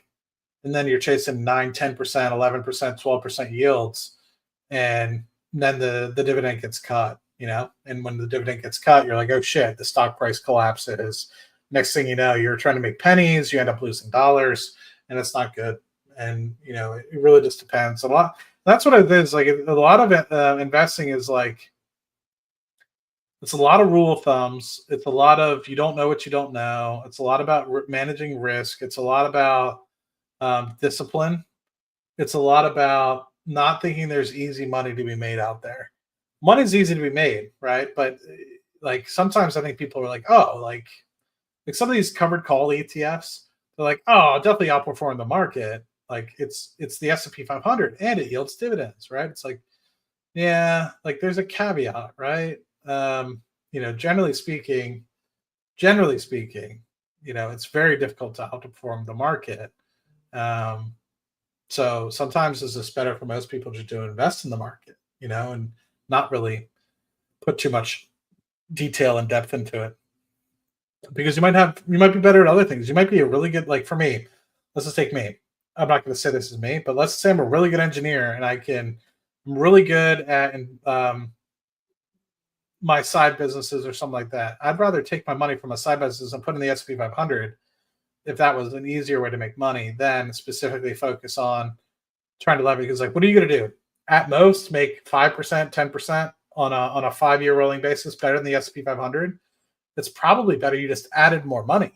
Like, and I realized that very early on. It's better to add more money. So like, if you're trying to like manage a position 10% or something like that, and you're like, ooh, I'm getting an extra 10% out of this $10,000, it's $1,000. And it's like, you might spend a couple months doing that. But, there's things out there that I can do, side hustles, etc., that can make me a couple grand in like a couple days or like a couple of hours or something like that. It makes more sense for me to do those things, capture that money, and just invest it in the S&P 500. And I think sometimes people like reverse it. Like they fondle their portfolio thinking they're going to be able to, and it's like, the more you fondle your portfolio, the more it just like disappears in your hands. Yeah. I'm not going to lie, prior to pretending I'm a genius, but I've learned a lot and done very well listening to you, Mick, Chris, and Jeremy. You guys have made interesting, lucrative for us. I think the best thing to do is everyone has different perspectives, and everyone has different portfolios, and everyone also has different thoughts about what is right and what is wrong for them. And just take an opportunity to think, like, not who do I relate to most, right? Like, because you might be brown and you might be like, oh, I relate to Chris and Amit because I also grew up in a brown household, and my parents are foreigners, and I'm a first generation American, second generation American. I'm just going to follow them because they have the same background. Or you might be looking at Jeremy, like, I live in Las Vegas. Jeremy lives in Las Vegas. I'm going to follow Jeremy to a T. It's really about what your objectives are, time horizon, risk tolerance, all those 5 key investing things that I talk about all the time. And so, you might sit there and be like, I want to be a full-time options trader. And you're sitting there like, well, I only have 20 minutes a day. It's like, well, I'm going to be a full-time options trader. I don't know if you can spend only 20 minutes a day. You know what I mean? Like, you kind of have to be realistic and understand what the boundaries are for yourself and your portfolio. And you might also not be very risk on sort of individual. So is options really the play if you're kind of more risk off?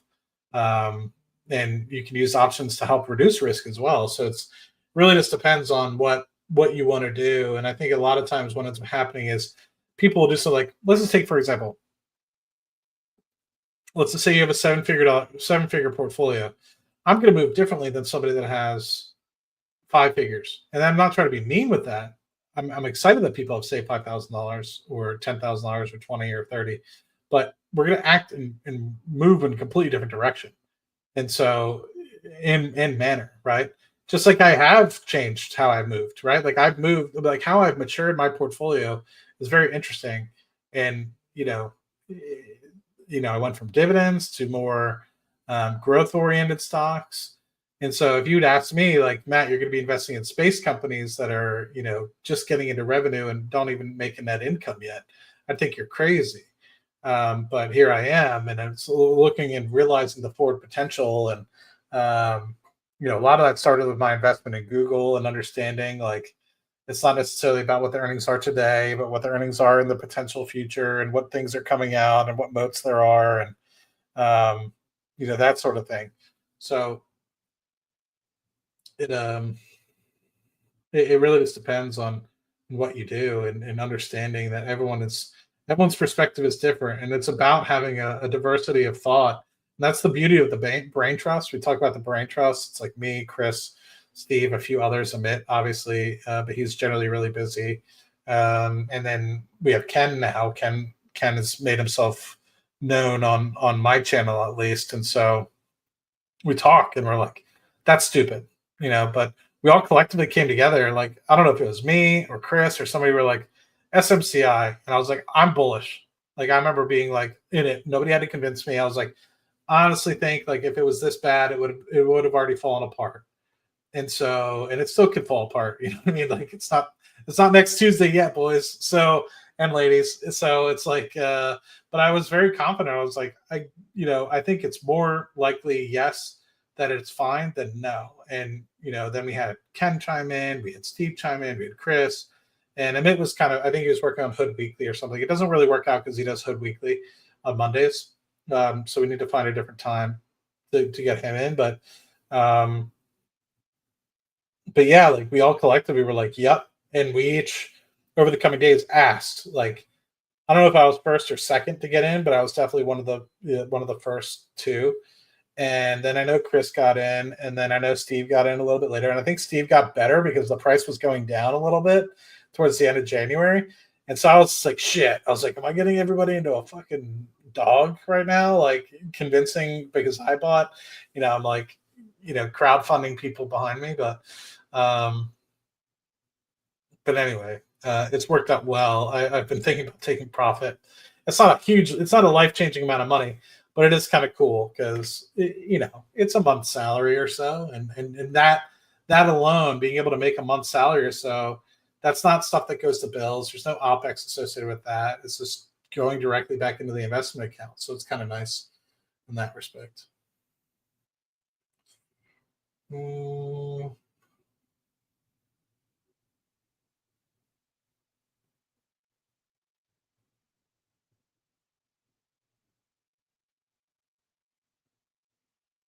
Money is easily squandered, yes. Man, it's really raining outside, guys. My house gonna melt away.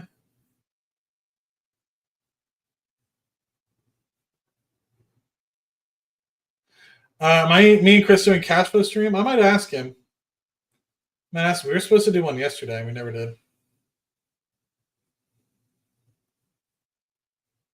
What number makes a person comfortable? I used to be comfortable with 2.5. Now I wouldn't be dead with 2.5 only.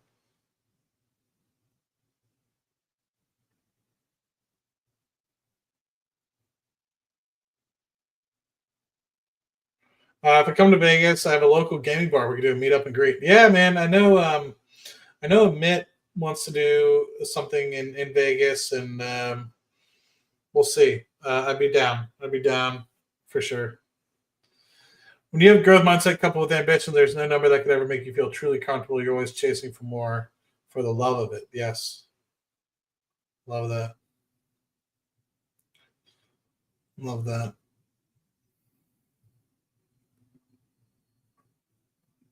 Yeah, I do need to meet with Julie because I know she's around. Oh, no. I'm upsetting people now because I got lunch with Doug.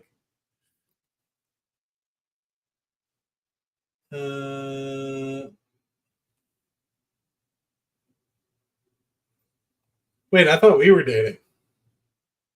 You were dating Amit the whole time? Oh, the truth comes out. Yes. Anybody? Me and Tevis have talked about and opening it up to people. Me and Tevis have gone to Mexico multiple times at this point. We went. Has it been 3 times? No. Twice. We went February. Yeah, we went twice last year. Yeah. So me and Tevis met October 2023. Tried to get him drunk enough where we could get married because I love the guy so much. But no, like when we had that, what is it, Junkie Con or whatever you guys call it in Vegas when I met Kelly. Me and Tevis really hit off. Me and Tevis, like I never met before. We had some like briefings back and forth, but chatted a little bit, but nothing like to the extent. Me and Tevis like just had a couple drinks and we just hit it off like as if we were just like good friends. Like I'd known him for a long time. And it was like a couple months later, he's like, dude, you want to go like on a trip somewhere? I was like, I need to get out of here. Like America's a 48-hour town. Like, you know, it's a joke from War Dogs. But I was like, yeah, like let's do it. And so it's kind of like, this is kind of weird. Like I know Tevis, I don't really know, but when we were in Vegas, man, it was like we were back in, or when we were in Mexico, it was like we were back in Vegas. Like just, you know, great dude. Love Tevis. And we went again in August. We went to Mexico. He brought some of his friends. I was going to bring a lady friend that fell through. And so, yeah, we want to do it again. So he tries to keep it quiet. He doesn't like to let people know that, him and I are friends. I don't know why. He's like, Matt, don't talk about Mexico. And I'm like, what are people going to do? You need to go on vacation, my guy. So I think he just doesn't want people to let him know the cat's out of the bag, that I'm in love with him. I don't know. But yes, and we wanted to get, I don't know how much I should say about this. We wanted to get Roy last time, but we couldn't get the logistics to done. Yes, Sweet Bromance. Yes, me and Tevis. Sweet Bromance. Yes, we should do a Mexico meetup for sure. I lost everything in 2008. Worked retail every weekend for 10 years. One investor Rocket Lab from day one, but no money. Eventually got in 3 days after stock jumped in November. There you go, man. Congrats. I'm glad you were able to get around to it. What to do with SMCI? Can't get hurt taking a profit, but it was like a gamble for me, and I'm going to see it through. I'm going to see it through the gamble. I'll let you guys know if I sell. Keep your eyes peeled. SCHD is good. VYM is good. I am still holding SMCI. You don't need to do options. You don't need to. Some people think they need to. That you don't need to. Anyone's going to options? Yes. Sorry. If anyone's going to Mexico? Yes.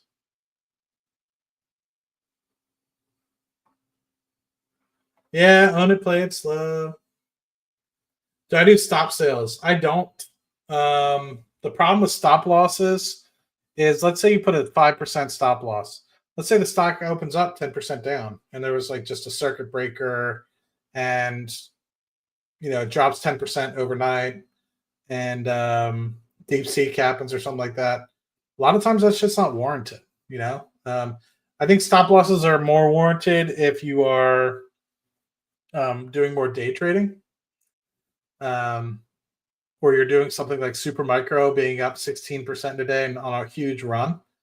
Then I think it's more warranted. But let's go to Mexico. Influence. I'll make pretty good tacos, not the shitty touristy ones. There you go. Yeah, you don't have to do options. Most of my majority of my money from Rock Lab came from shares. Oh,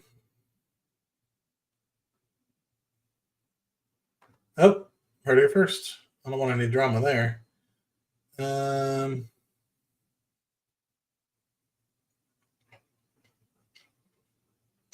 The rain went around you? No shit. Yeah, can't even have lunch anymore, Doug. Didn't you get the memo? Can't have lunch. I think they're just giving us crap. Yeah, it's like, I'm surprised you may not have heard it during the stream. Like, the thunder was getting pretty rough.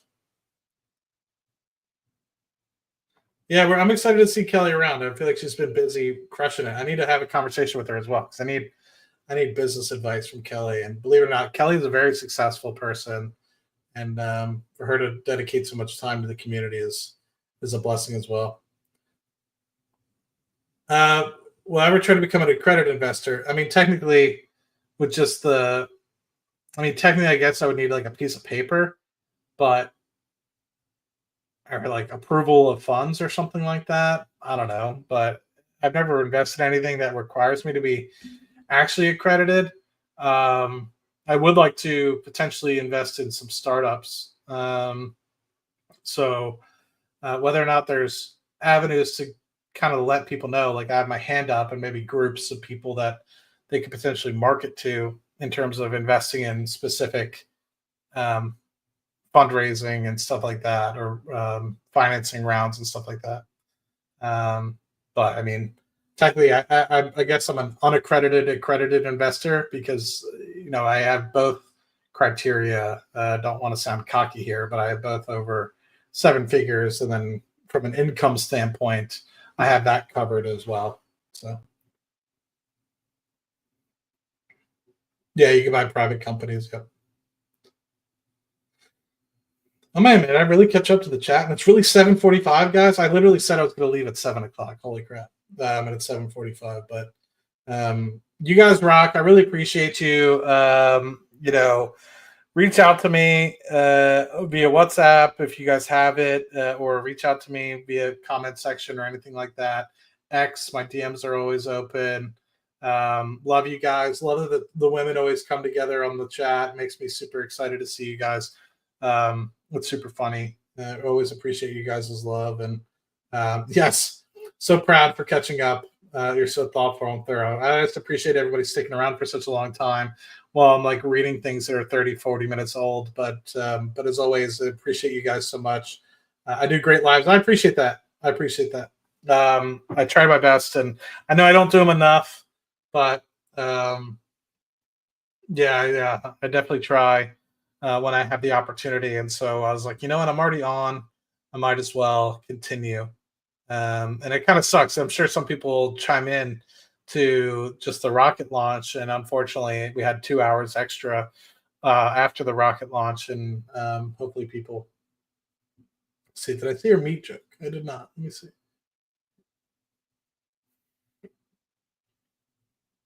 Let's see. If you could rewrite it.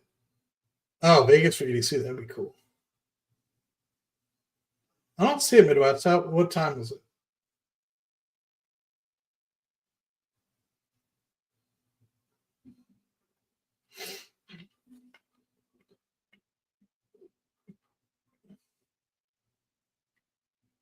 I see your meet check. My launch this Saturday. Yes, launch. Early morning streams are fun. Never mind. Could be our meet, man. I don't know. I don't mind. I'd say it right just shit. But you guys rock. I appreciate you. 3 hours in. Really do appreciate you guys. 60th launch for Rocket Lab. It's phenomenal. I'm going to get something to eat and hopefully relax a little bit and see if Chris maybe wants to do a live stream. We'll see. Otherwise, I might see you guys in an hour and 15 if he does. So I'll see you guys then. If so, if not, our next call stream is going to be epic. Oh, I think you meant I thought you meant there's one tomorrow for some reason. I got like super excited. But yeah, earnings stream next week will be fun. Be sure to be around for that. And then we have a few. We have Celsius, we have SMCI, we have Rocket Lab. There's so many different things to go through. SMCI, hopefully giving the report, I mean, not earnings. We already did the earnings last week. And that was my most watched stream of all time. Over 15,000 views. I feel like a mint during that. Over 1,000 people, I think like 1,500 people live at one point. We had over 200 today, so appreciate it, and especially the 100 of you, 87 of you that have stuck around this whole time. But you guys rock. Reach out if you need anything. Love you. Until next time, hopefully keep your eyes peeled if we can get Hot Chris on a stream if he's not sleeping. Talk to you guys later. Cheers.